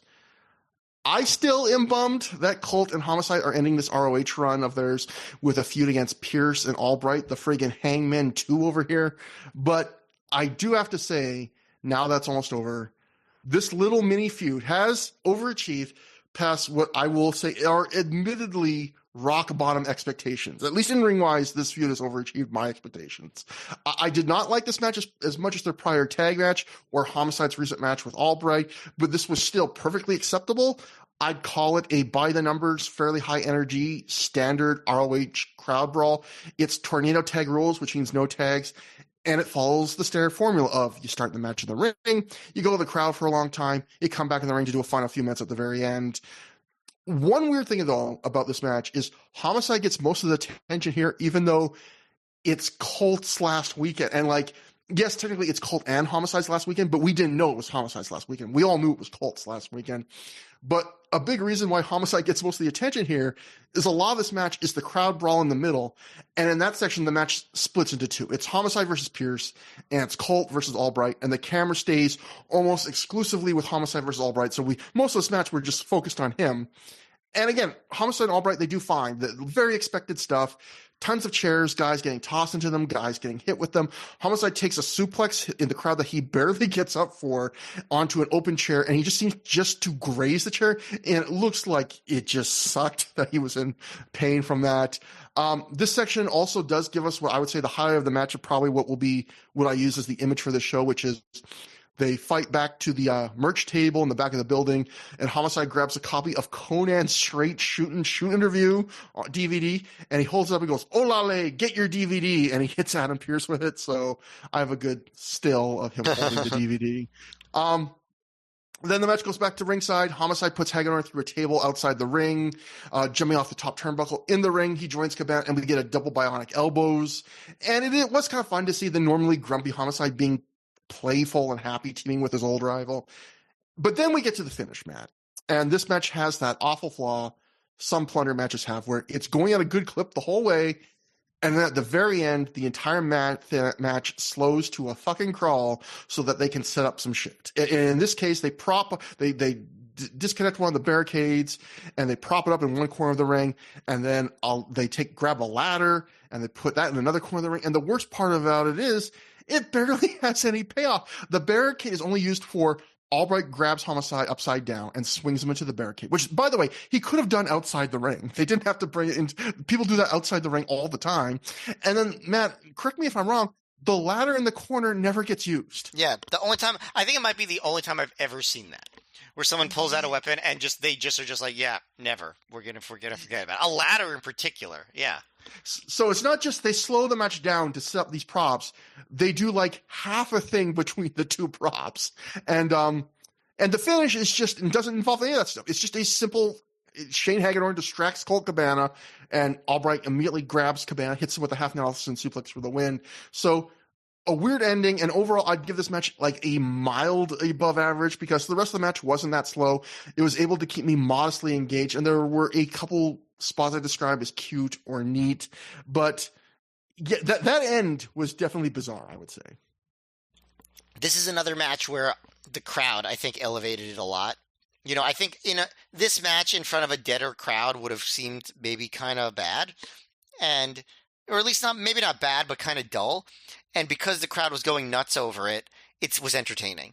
But yeah, I think, more annoyed than you at the idea that, like, they had this extended crowd brawl and two cameras following two different pairs of wrestlers, and they were too lazy to edit both of them together. You know, yeah. Like they were just like, yeah, we're just going to forget that one of the brawls is even going on. Like, I feel like that's malpractice. Like, you're just ignoring half the match.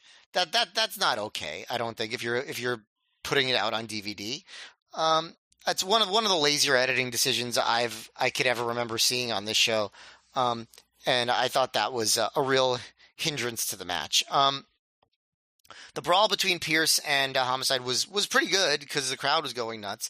And, you know, we even get a "This is awesome" chant when Homicide puts Shane Hagedorn through a table on the floor, that was when I was like, man, what a really good crowd. Yeah, this is a very generous crowd. Yeah. Not that can't be cool, but this was a crowd that was excited to see things that maybe we've started to take for granted. Yeah, and that most of these ROH crowds take for granted, honestly. Yeah. There was a spot earlier in the match where Homicide does the double tope con hilo on Albright and Pierce, and then Cabana teases leaping off the top rope onto both of them, but instead he just goes to the apron and then just, like, drops onto both of them, like doesn't even jump, like, and the crowd facetiously chants "Holy shit" at it. So yeah, the crowd's definitely having fun. But yeah, that ending section. First of all, Homicide brought out the table. I mean, excuse me, brought out the ladder, and like nothing happened to it. And then they do more spots, and then Homicide eventually brings the ladder in the ring, and I was almost like he might have put the ladder in the ring too early. But then because they didn't do anything with the ladder, I'm like, maybe he wasn't supposed to bring it in at all. Like I was just like, because why would you spend time bringing a ladder into the ring, propping it upside down in a corner, and then not doing anything with it? And then after the match, I thought, okay, they're going to bring Hagedorn back in, they'll use the ladder then, but no, they didn't even do it then. So, yeah, this was, I think, entertaining, but too weird for me to call it good. Still, though, like a reasonable addition to the DVD, I would say. Yeah. After the match, the crowd chants bullshit at the result, but Homicide quickly cheers the crowd up by hitting Shane Hagedorn with a cop killer. The heels leave, and Colt gets a big thank you, Colt chant. Homicide comforts Colt, then grabs an escaping Hagedorn, throws him back in the ring so Colt can hit him with the Colt 45. A ton of people in the crowd start doing the "we're not worthy" bow to Colt. We get a loud and lengthy round of applause. I wrote my notes at this point. This St. Paul crowd, and I'm not being sarcastic, very good at clapping. Like, it seems like this crowd, they like clapping. They're good at it. Colt then pulls an adorable little boy onto the entrance ramp to do his little knee wiggle spot that Colt does. And it's very cute. It will not be the image for the show because I could not find a single still frame that did not look unbelievably creepy. It was adorable in motion. It was disturbing when paused. It reminds me of, there was an episode, I believe, on the Mask, the Hands of Fate episode of Mystery Science Theater 3000.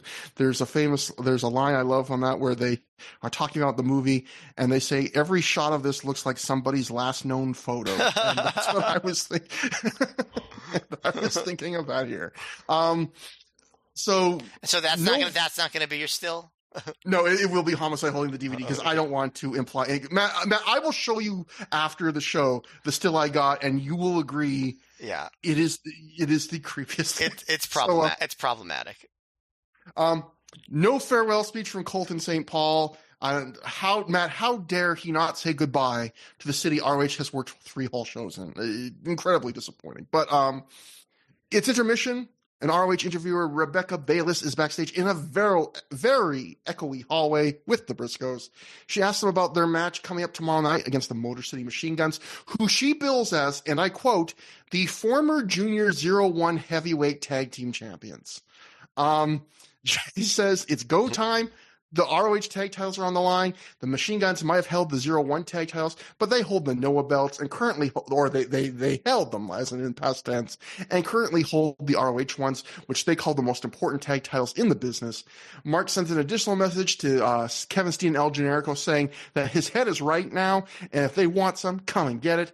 Jay then reminds Mark, oh, what about Claudio? And then, he has unfinished business with us, and Mark realized, oh yeah, and Mark then says, Claudio, go find yourself a partner. We'll take you on as well. Mark says he doesn't know about the rest of the galaxy, but the Briscoe brothers are the best tag team, at least on this planet. So I like that's a good line. Yeah. And that brings us to first match back from intermission, a 4-corner survival match. Rocky Romero defeated Delirious, Eric Stevens, and Jack Evans in 15:27 when he pinned Jack Evans after a roundhouse kick to the head.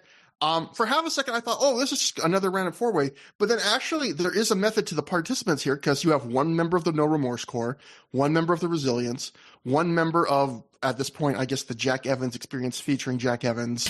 And then you have Delirious, who's been helping folks out trying to get revenge on Roddy and the No Remorse Corps. So kind of more connective tissue in theory to this 4-way than a lot of ROH 4-ways. What'd you think about it as a match? This was my favorite match on the show. I knew before it started, I was like, this is a good mix of wrestlers, and I think it panned out that way. It takes a couple minutes before any actual wrestling happens because we focus on Romero running away, basically. And stalling, Delirious is also responsible for a lot of the stalling, I have to say. He tries to show off how buff he is compared to Stevens, and he calls for a test of strength. Like literally, he says, "Test of strength," and Stevens obviously wins that.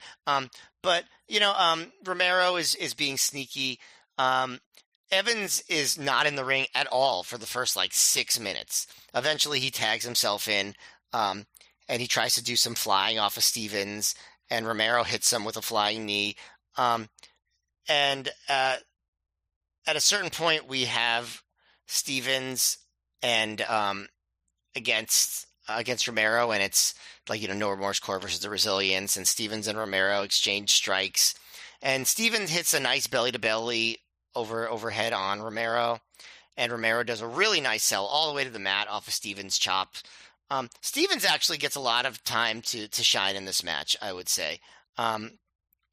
Romero gets in the corner, and Stevens whips both of the other baby faces into him, and then goes for the choo-choo, but Romero moves out of the way. At one point, Evans hits a sudden standing shooting star press on Romero, but Stevens and Delirious break that up. There's a spot where Delirious is like directing traffic to double team Evans with Stevens, but Stevens double crosses him with a clothesline. Doing a lot of like power moves, Stevens is. He actually hits the choo-choo on Evans and hits a clothesline, and I think people would have preferred that he did it to Romero, but there's a spot where Romero, this is actually one of my favorite spots of ROH that I've seen all year, and a lot of it's because of the camera work. So Romero does a release German suplex on Evans, and then Evans pops right up into another release German suplex by Stevens, this time all the way to the floor. And what I thought was what made it such a great visual is that it was shown on the hard camera, one shot the whole time, so you get to see basically Evans like roll from one side of the ring all the way to the outside of the other side of the ring, all in one clean motion for between Romero and Stevens. It's hard to explain, but I thought it was really, really cool the way they did that. That got over big with me. And then you get into some pretty decent near falls and stuff. There's a spot where Romero blocks a doctor bomb, and when both guys are bent over, Delirious hits Shadows Over Hell on Stevens. And then he covers Romero for some reason, but Romero kicks out. And then Romero hits a really cool like leaping drop down DDT off the ropes on Delirious. There's a spot where Romero gets hung up in a tree of woe for a while, and Delirious comes off the opposite turnbuckle onto Stevens, but Stevens catches him and throws him into Romero, who's still upside down, and then Evans immediately follows that with a tree of woe knee drop from the top rope. So I thought that was a really cool sequence. And then Evans immediately walks into a Stevens pop-up powerbomb, which was another really good near fall. Stevens does a few more power bombs and doctor bombs, and Delirious knocks Stevens to the floor and does a somersault dive onto him. And then back in the ring, Evans kicks Romero in the head twice, goes for the Busaiku knee, but Romero hits a tiger suplex and a big kick to the head, gets a clean pin. I really enjoyed that. Stevens was in the ring a lot. He looked good the whole time. But in some ways, I would say Romero was the storyline star of the match, which, makes sense because he was the heel that all the baby faces hated. I'd say Evans was used sparingly in this match, maybe more sparingly than he usually is in these kinds of matches, but I thought he was used very effectively. That double German suplex spot was really, really cool. I really enjoyed this a lot. This was my match of the night. Wow, because I did not hate this match. I did not like it nearly as much as you seem to like it. I looked at this match and I thought, I wonder what these four guys are going to do with 15 minutes. That's a fair bit of time. And I should have asked myself, what are these four guys going to do with 10 to 11 minutes? Because nearly, I would say the first third of this match is Delirious doing comedy with Eric Stevens, much of it based around things Delirious is saying that the crowd enjoys, but we can't hear. A lot of the time when we watch four ways, I think one of the best ways to go is just a fast-paced spot fest with a lot of frequent tags. And after that first third of this match, that's kind of the direction this match goes in. But maybe I'm just hard to please, Matt, because on this night, I felt like it was kind of hard for me to get into the flow of this match. I wanted to see two guys just have a good, solid, uninterrupted 2 to 3 minutes straight wrestling sequence here. And I don't really get that. There's also a thread that was kind of interesting that they could have pulled on more, which is that everyone in this match hates Rocky Romero. Like you were saying, they do a little bit with that. Like there's a very brief middle point of the match where there's a 3-on-1 alliance against Rocky that almost instantly turns into a 2-on-1 alliance against Rocky, which almost immediately turns into no alliance. I think the part that you were talking about earlier where like Rocky's avoiding the match and he's only tagging in at opportune times, and the idea that everyone's hating him and wanting to team up for him, I think you could have done even more with that. What they did in the match I thought was fine. No one botched anything. And we did get, I agree with you about that Jack Evans German suplex into the German suplex over the rope spot was great. And not only do I agree with you that it was great, I wrote in my notes like the exact same thing you did, which is what really makes it is that camera angle. Because, you know, a lot of times in wrestling, I like the camera angles not telegraphing things. I like the idea that you kind of shoot in ways that you don't tip off what's coming. I think this was a spot where you wanted to see it coming, kind of like you were saying, you wanted to see the one shot and seeing like that sense of distance being crossed and like how it all develops and how everyone's in position. I think whoever we knocked the editing for the laziness of only going to one crowd brawl in the last match, but credit where credit is due, like doing the far out hard cam for that entire sequence was the absolute right call. That made it even better. Like you said, Stevens was in a lot of the match. Everyone else kind of picked their spots. And like you, I thought this was a good night for Romero. Not in the sense that like he stole the show with his wrestling, because he didn't, but I thought he played his heel character very well. I thought some of his kicks, particularly the one that finished the match, looked really good. It was, you know, a completely clean win for him over Jack. So that continues the little mini push for Romero now that he's joined the No Remorse Corps. He pinned Aries in that elimination tag. He beat Claudio, and now he wins this. It's all building him up for his match against Aries the next night. So overall, I'd give this a solid above average. I'm a little bit disappointed because I felt this match had the ingredients to be a little bit better than that, because I like all these guys. It feels like you felt it was better than that. You know, all these guys are good wrestlers. And it's just one of those things. I wish you did a little bit more with the pre-existing feuds. They did some, but I thought this was the rare four-way where you actually had something to kind of work off of. But after the match, Rocky is so happy that he hugs the ref and then he immediately pie faces the ref, which I love that reaction of like, he then leaves and Stevens and Lyris get the fans to chant for Jack as he struggles to get back to his feet. And that brings us to the semi-main event, the FIP World Heavyweight title match. Roderick Strong successfully defended the title, defeating Christopher Daniels by countout in 23 minutes, 33 seconds. This is the start of Christopher Daniels' final weekend in the Sapolsky era of ROH, and it's what we've seen of Daniels for the last couple of years, which is we've gone through it a million times. We won't be going through it much longer. Yes, Matt, finally, we're going to be done with this talking point. Yeah, which is that in tags and multi-man matches, he's still pretty darn good. In singles matches, he's dull. This might be one of the best matches I've ever found kind of boring. Like, the execution here, it's all on point. They're slow at points building things up, but overall, I thought they did get to a good pace, and they didn't mail it in. The flaw is not that they do something bad, it's that they don't do anything great. They don't do anything notable that's going to grab my attention and hold it. I never look up other people's reviews of a match for this podcast until I've rewatched it for the show and jotted down my own notes, because I want to make sure I form my own thoughts on rewatch before they're polluted by somebody else's.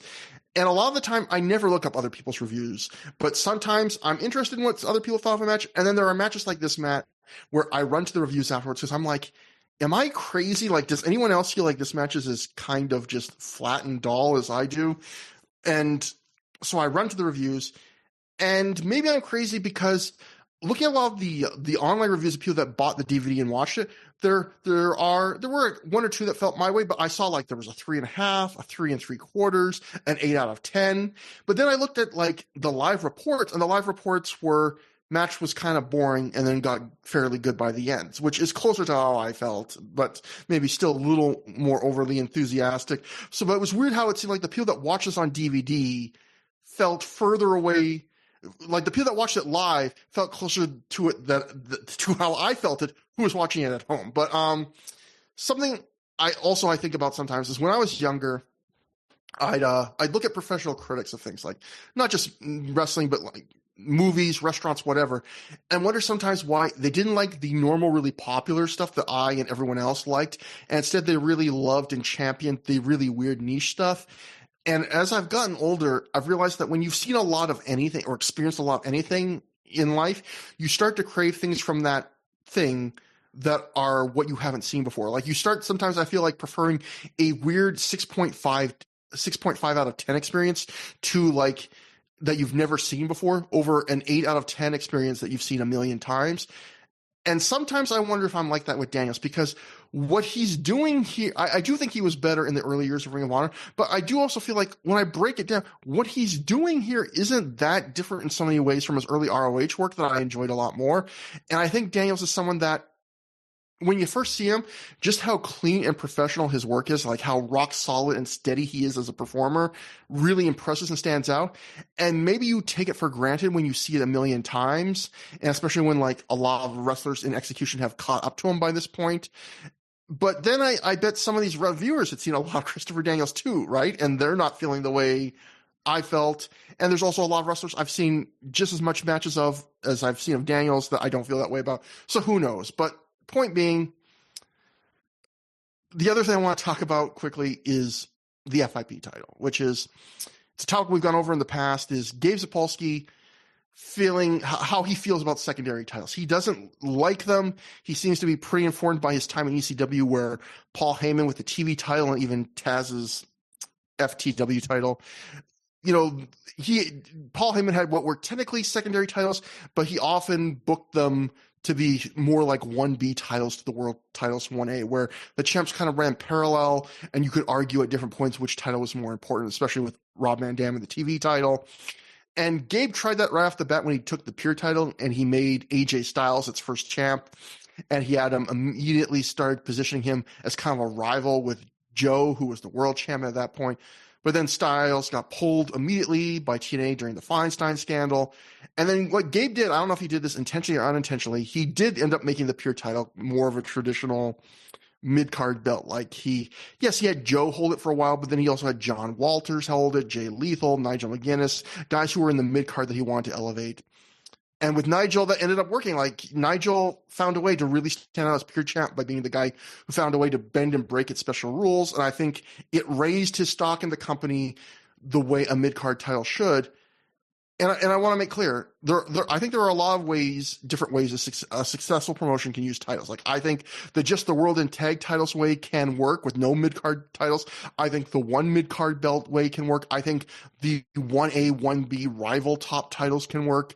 I also think Gabe retired the Pure title at the exact right time, because I don't think anyone was going to top Nigel's reign. And I also don't think anyone was going to find a new interesting angle for that title, for those rules. And just to have someone copy Nigel's reign would have likely been diminishing returns. So I say all that, Matt, to say, I look at Gabe bring the FIP title into ROH, and we've seen it now enough to go, I can't figure out what he's doing with it. Like, what's the point? Like, he's not booking it as a 1B title to ROH's 1A world title. Lenny Leonard on commentary during this match, he did try to sell the FIP title as highly prestigious, and I'm sorry, but no. I can see it as a way to plug FIP, but are people really running to buy FIP DVDs because Roddy has the belt in ROH? I can see it as a way to give Roddy a prop that makes him look important without putting the World or Tag titles on him, I guess. Roddy in a promo early on as champ said he was going to raise the prestige of the FIP title by having great matches with it. And the problem with that is, okay, that's an idea that works too, right? Like the idea of a mid-card title that's like the workhorse belt, a title that the best workers have and that's made to have really great matches.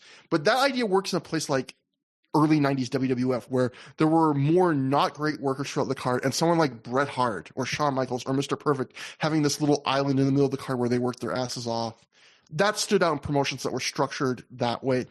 In ROH, most of the wrestlers are very good. And so, like, a lot of the matches each night are in the position of having at least the chance to be very good. So I went to Cage Match, and I looked up Roddy's FIP title matches this year in ROH.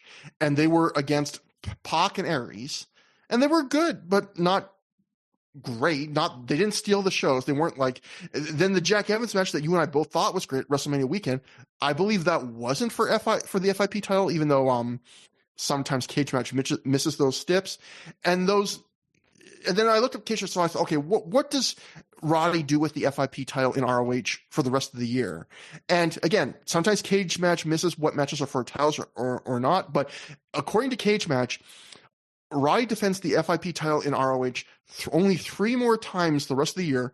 One's in a random 4-way, one's against Claudio, and then he loses it to Eric Stevens at the end of the year. Like, Roddy has a lot of singles matches in ROH where the FIP title could be on the line if they want it to be, but it's not on the line because he loses those matches. Like, he loses a match to Aries, he loses a match to Delirious, he loses a match to Evans, he loses a match to Morishima. So I guess what I'm feeling like is, okay, there's one other way.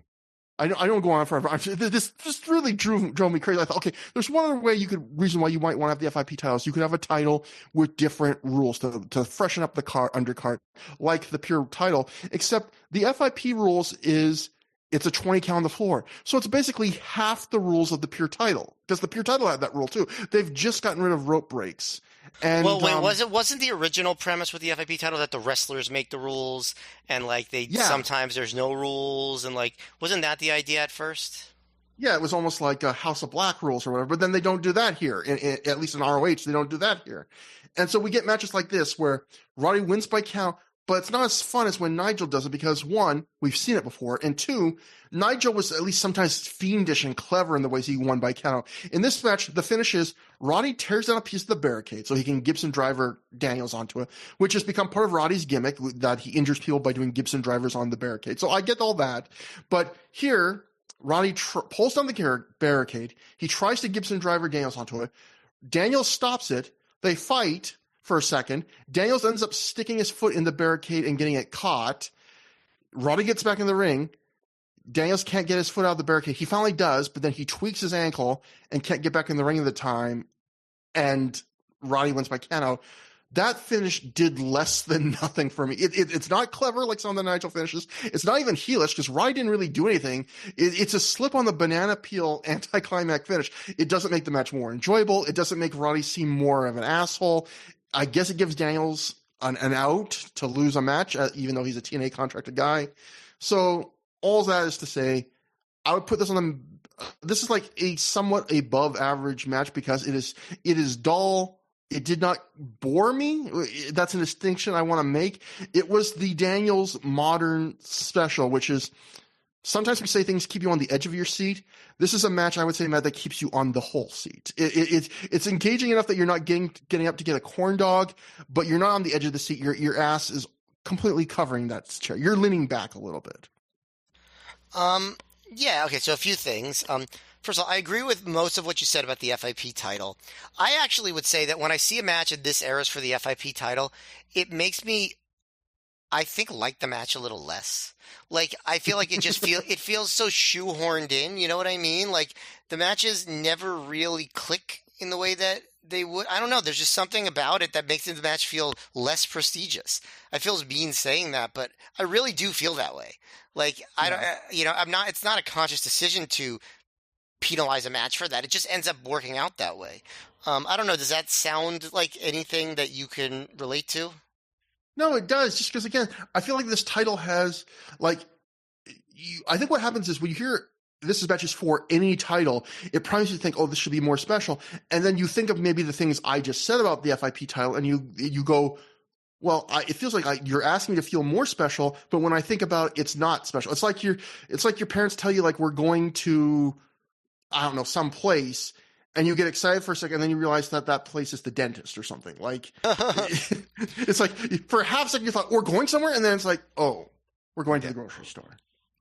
I do like these finishes better than you seem to. Like, I do think that it adds a little bit of interesting wrinkles to the work, to like, they have spots where they go outside, they work on the guardrail, they're trying to avoid have moves done on the guardrail, then they eventually do so. Like, I don't mind that stuff. I actually like the finish. The finish was probably my favorite part of the match, honestly. I thought this was, I don't want to say the worst match on the show. It was the least enjoyable match on the show. Like, I feel bad saying it's the worst match because the work was obviously, like, super professional.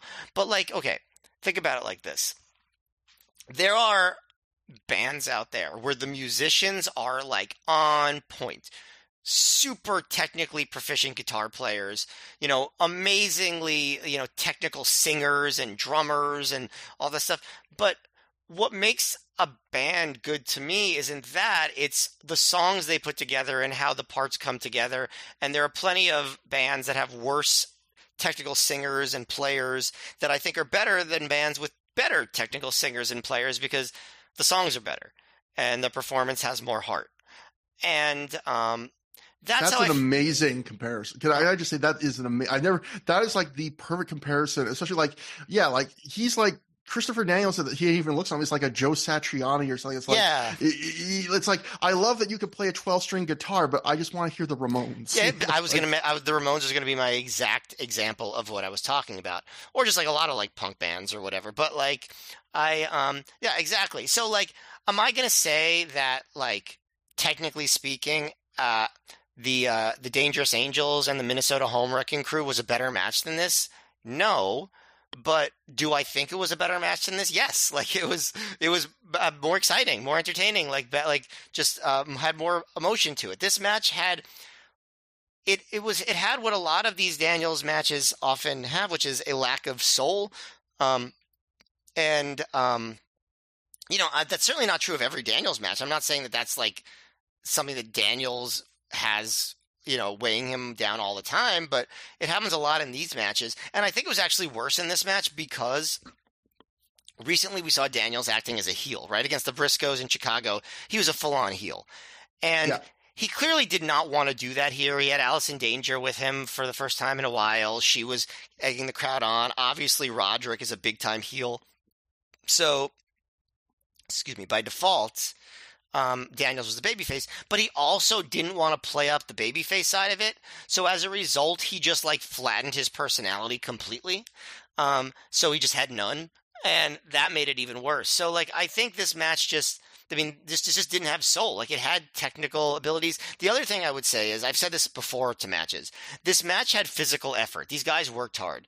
What it seemed to lack until the finish was a little bit of creative effort. Like they just didn't do anything that was interesting. They did everything that you'd expect them to do, and they did it in a polished way, but it was dull. And obviously I think Roderick is one of the best, and Daniels is great too. Like he just, we don't like what he does in ROH into these singles matches, but he's obviously a great wrestler. And I think if they treated this match like it was a big deal, they could have had a great match. And I think they didn't treat this match like it was a big deal. So fair for me to say, well, I don't think it turned out that great. It was pretty boring and kind of lifeless.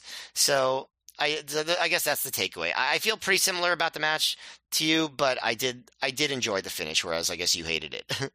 See, this is why you are the best podcaster of the two of us, because I droned on and on oh my God. I droned on and didn't find the thing. And you had like two great analogies that like zeroed in on what I was feeling more than I could zero in on with much more. Like I know you brought up before, but like that is the perfect way. Like I was trying to say, like where I went, that whole thing where like, I don't know why I don't like this Daniels in this era and singles as much as like the old thing. I know you've mentioned it before, but I forgot, like what you just said is the perfect summation, which is his physical effort has not changed. His creative effort has. Like yes, that is the perfect way to say it. He saves his creative effort for TNA in this era. Yeah. He is still putting in the RPMs. He is still working physically.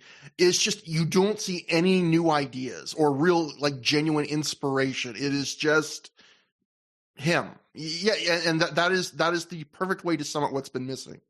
That is absolutely perfect. But thank you. So one other note, and I thought, okay, I got two other notes. This is weird. Wade Keller did have one other note, and this does suggest that maybe he was at the show. Where is the goddamn full report, Wade? You should have written one, or I should have been able to find it. Wade wrote in the torch on the website, he wrote, Christopher Daniels was limping badly an hour after his count loss to Roderick Strong. He said he twisted his ankle late in the match.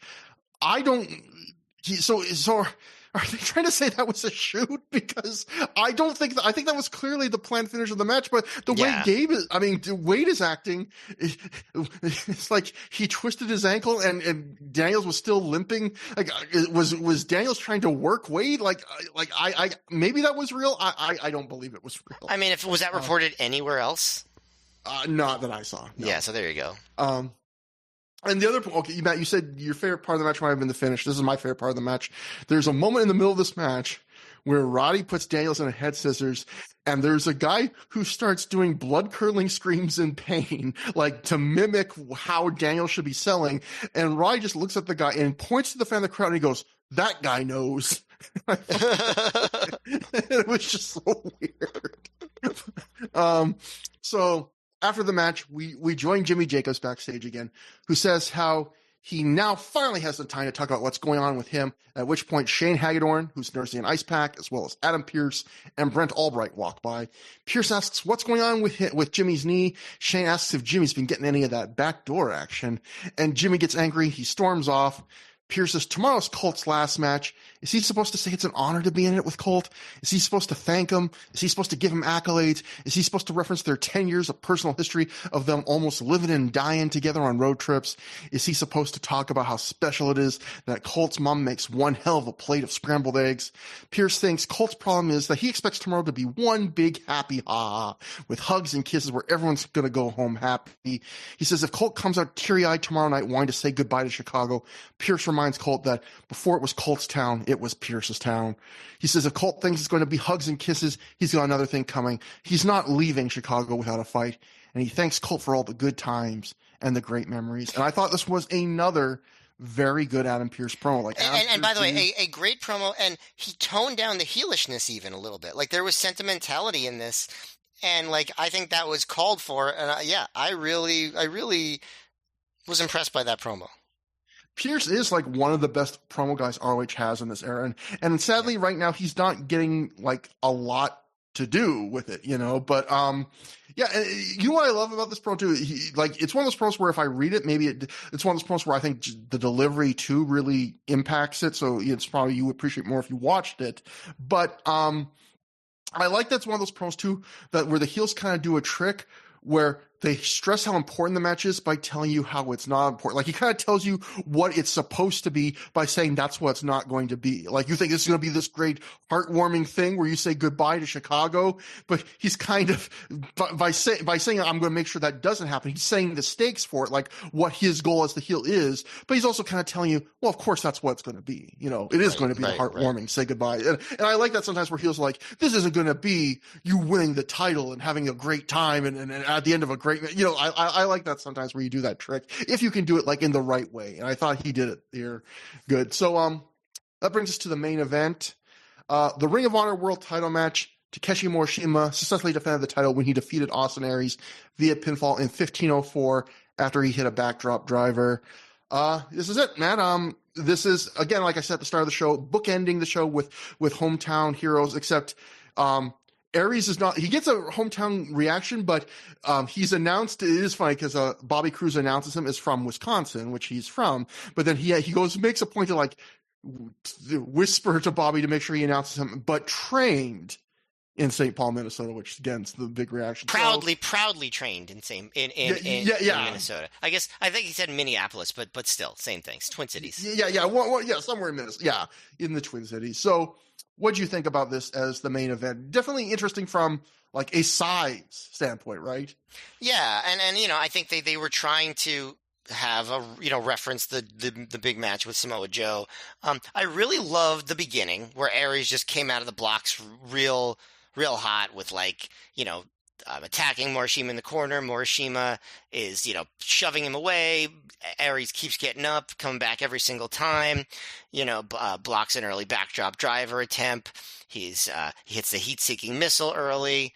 Morishima then, turns it into the ole butt sequence, which was good. But then Aries moves on the second one and drop kicks, Morishima against the guardrail. The crowd's going nuts for all this stuff. Morishima hits the corner cartwheel early. Then things slow down a bit. And it was funny because during the slow portion of the match, I was like, man, I'm surprised that WWE didn't take Morishima because he was great at slowing things down here. Like, there were spots where, like, I feel like Morishima he wasn't quite at this level where he was, like, controlling the match as a heel in a way that was optimally entertaining. Like there was a lot of just him like walking around, sauntering around between moves and stuff. It was an interesting contrast with the other parts of the match. It's still good, but like not as exciting as maybe you'd expect. But then the finish comes, and I would say this match ends with two of the best near falls I've seen in a long time in ROH. The first one was Aries hitting that famous combo that he talked about at the beginning of the show, where he hits um, the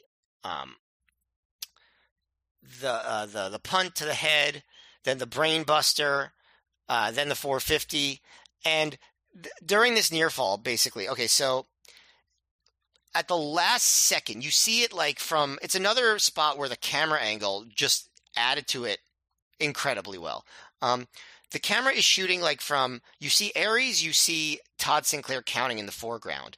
And Sinclair's counting, and it looks like he's going to count three, but then he stops, and then he moves, and you see it revealed that Morishima has his foot on the bottom rope, and he got it on like the very last second. That was such an excellent near fall and such an excellent reveal of the foot on the ropes that I thought was really good. And then it was immediately followed up because Aries went on up top, but Morishima caught him with a top rope backdrop driver. And then Aries got up and got lariated, which is what I referenced earlier with Shingo popping up after the superplex. And Aries kicked out of that to a really huge pop, and that got me too because I thought that would have been the finish. Like two really phenomenal near falls in a row, and then Morishima hit another devastating-looking backdrop driver for the win. I would say the match wasn't amazing the whole time, and it told a basic story, but when it counted, I thought it was really great. Those two near falls at the end really got me, so I thought it turned into a very good match.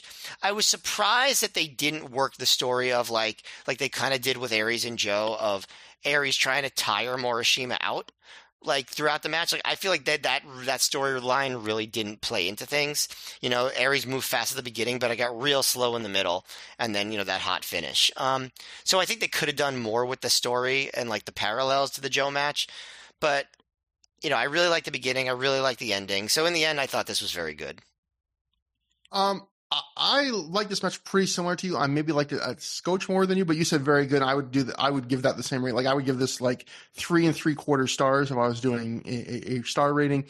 I want to start my thoughts with, normally I save like the newsletter stuff for the end, but there's a quote here that I disagree with that I want to kick off because it kind of blends into my thoughts. Dave Meltzer wrote this in the Observer at the time. He wrote, Morishima's role in ROH has changed, and it was for the better, as the crowd was a lot more into him this weekend.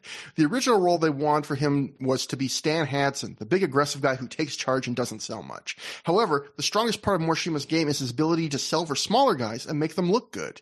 He got Aries over by selling for him big with the size difference, even going up perfectly for a brainbuster. So I kind of felt the opposite, where like I felt so far in Morishima's title reign, we've seen ROH try and balance Morishima looking like a dominant monster while also still having competitive back and forth matches to get them stars and don't make his opponents look like jobbers. And I think sometimes they've done a good job walking that fine line, and other times I wish they maybe leaned a little bit further into Morishima being the dominant monster in matches, because again, I think that's part of the novelty he holds for ROH, other than being a rare combination of size and agility. It's that ROH hasn't had that huge no-selling murders his opponent's champ. Not even with Samoa Joe did they quite play it like that, even though they had elements of that. I think which I think was the right move for Joe, and Joe had an incredible talent for walking that line that ROH seems to kind of want Morishima on. But what I would say is this is, Dave makes it sound like Morishima's getting less in that direction. I felt this match was the furthest ROH had gone so far with Morishima in the direction of making him look dominant. I still think they tried to have a very good match, and I think they succeeded. But this time I think making Morishima look special was an even higher priority, because I love, like you, how this starts with Aries charging at Morishima. He's throwing everything he has at Morishima, just trying to, like a bat out of hell early, trying to end it early. And Morishima is barely being affected by it. And then we get that middle where Morishima really slows it down and dominates again, which is really emphasizing just, it's kind of sacrificing a little of the excitement to make Morishima look more dominant. And I love how Aries eventually gets his comeback out of this section too, where he isn't able to outmuscle him. It's not like a random move. He's on the apron and he just starts clapping Morishima's ears over and over again. And then Morishima takes a step back and he charges at Aries, who's still on the apron. And Aries just uses his Morishima's size and speed against him by pulling down the top rope. And Morishima flies over the top to the floor. And then Aries hits the heat-seeking missile tope. I thought that was just a great sequence of Aries, like, it's a way that is credible for a small guy to make a comeback against a big giant that's been beating the crap out of him. And when I watched this match, I thought about how much different context can mean to different matches. Like, apart from one move I'll get to in a second, Morishima doesn't do anything here that we haven't seen him do in Ring of Honor already in his short run. He's playing his hits. He's doing his repertoire of stuff he's already established here in the company. But he feels even more dominant because of how Aries reacts to it all, like how Aries spends more of the match being laid out from it, how urgent Aries is when he does finally get on offense, how quickly Aries gets cut off from going on long sections of control. Like, even near the end, when Aries hits the big kick to the head, brainbuster 450 combo, the crowd fucking goes from like a 7 out of 10 to an 11 out of 10 for that moment. And yeah, I'm sure a big part of that is because that's Aries' standard finishing run and fans are getting excited for a big near fall. But I think part of it is also how they work this match. It doesn't just feel like, hey, it's his big near fall or finish he has in every match. It feels like, oh, this is his one shot. And either it works and he wins it right here, or he's dead. It's all or nothing. And it doesn't work. And he is dead because, like you said, that great camera shot, Morishima gets a swing on the ropes. And pretty much immediately, Morishima's back on his feet. He crushes Aries on the top rope turnbuckle as Aries is going up to try and do another 450. He hits him with that backdrop driver off the top turnbuckle that I would have freaked out for not being the finish. That a top rope backdrop driver isn't the finish, except Aries took the bump on his side, which he both needed to do to not die. And also, I think it made it acceptable for him to kick out because it's not quite the same kind of impact. And then Morishima hits him with another lariat and a regular nasty looking backdrop driver for the victory. And to me, I love that. I love that Aries hit his finisher, and in the span of roughly 1 minute after he hits his finisher, Morishima gets up, hits Aries with 2 lariats, 2 backdrop drivers, and beats him, and it's over. And again, like, context in wrestling is so important because in a lot of matches, I would really dislike one wrestler basically popping up from taking a finisher and dominantly winning the match immediately. But it doesn't just fit Morishima's character. I feel like that should be Morishima's character in ROH. I wouldn't like it if many people in ROH worked that way, but as someone who has rewatched 5 years of every match in Ring of Honor, it's a really cool, fun novelty to see exactly one guy work that way, where, his character should be, in my opinion, like Mike Myers, where it's like, it's not that you can't hurt this guy, not that you can't knock this guy down, but if you don't kill him, he'll be up within seconds and right back on you. Like, he's that kind of threat. So earlier, I talked about how sometimes when you've experienced a lot of something, you might prefer a unique 6.5 out of 10 to an 8 out of 10 you've seen many times before.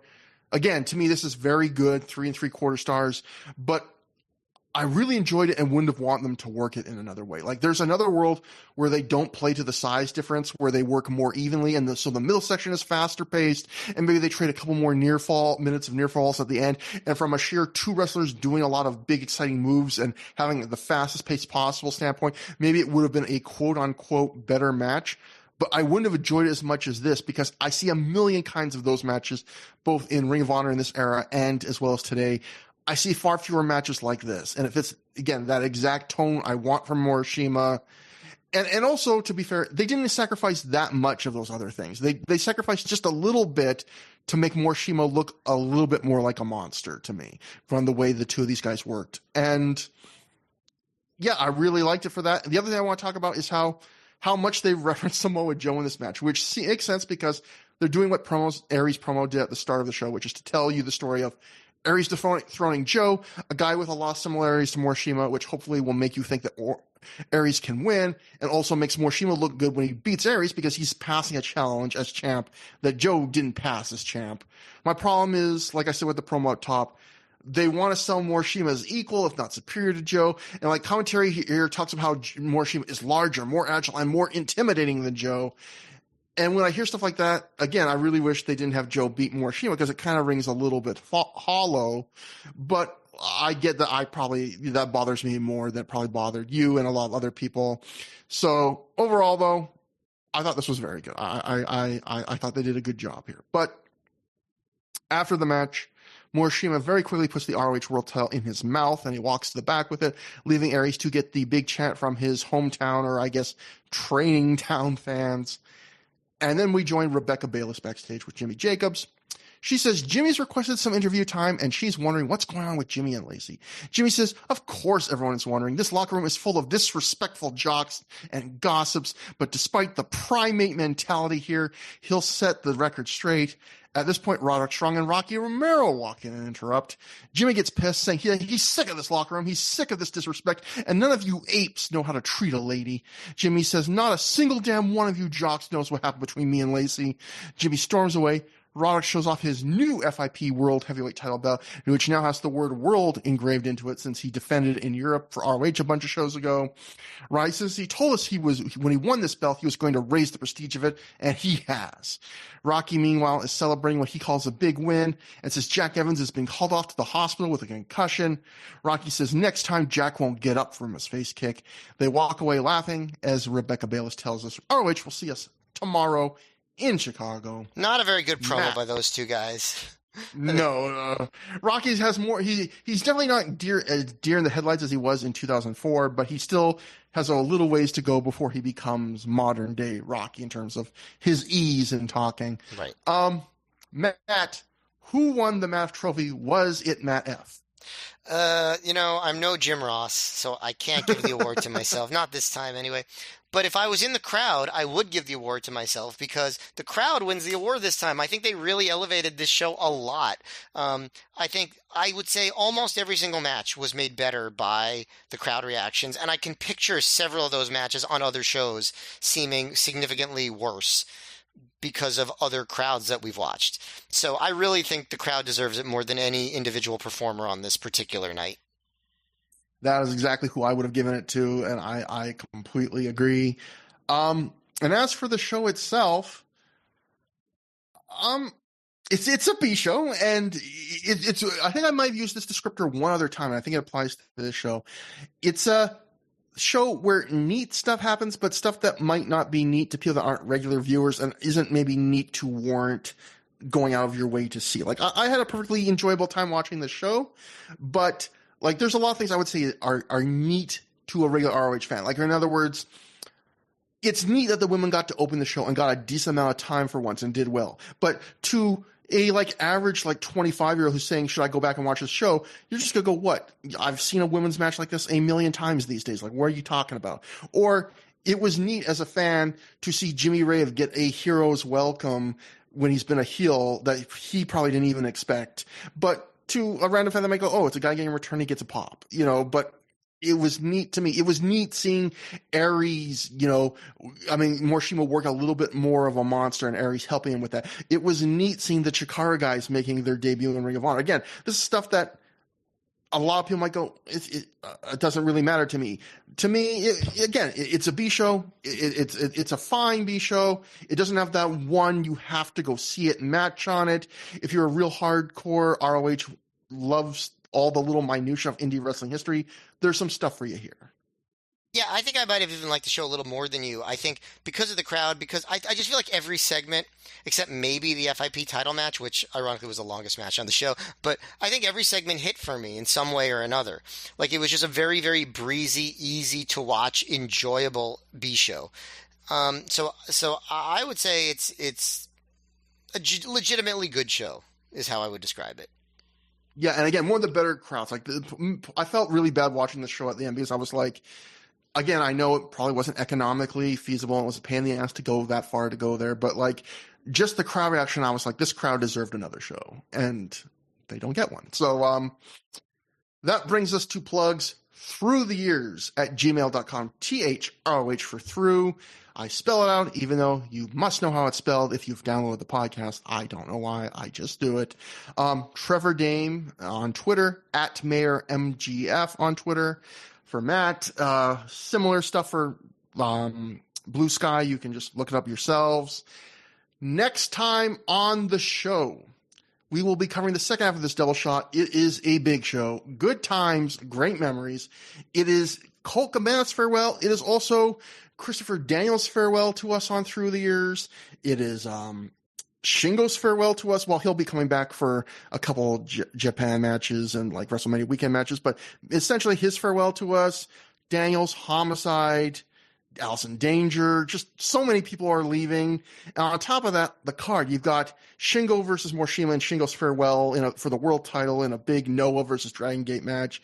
You've got Roddy versus Jack Evans again in a rematch of a match we both really, really liked on WrestleMania weekend. Can they match it? We've got the Motor City Machine Guns versus the Briscoes in a tag team dream match for the era. And then we've got Colt Cabana, the main event, saying goodbye. So it's like, that's a pretty packed show. And yeah, that is not a B show. Yeah.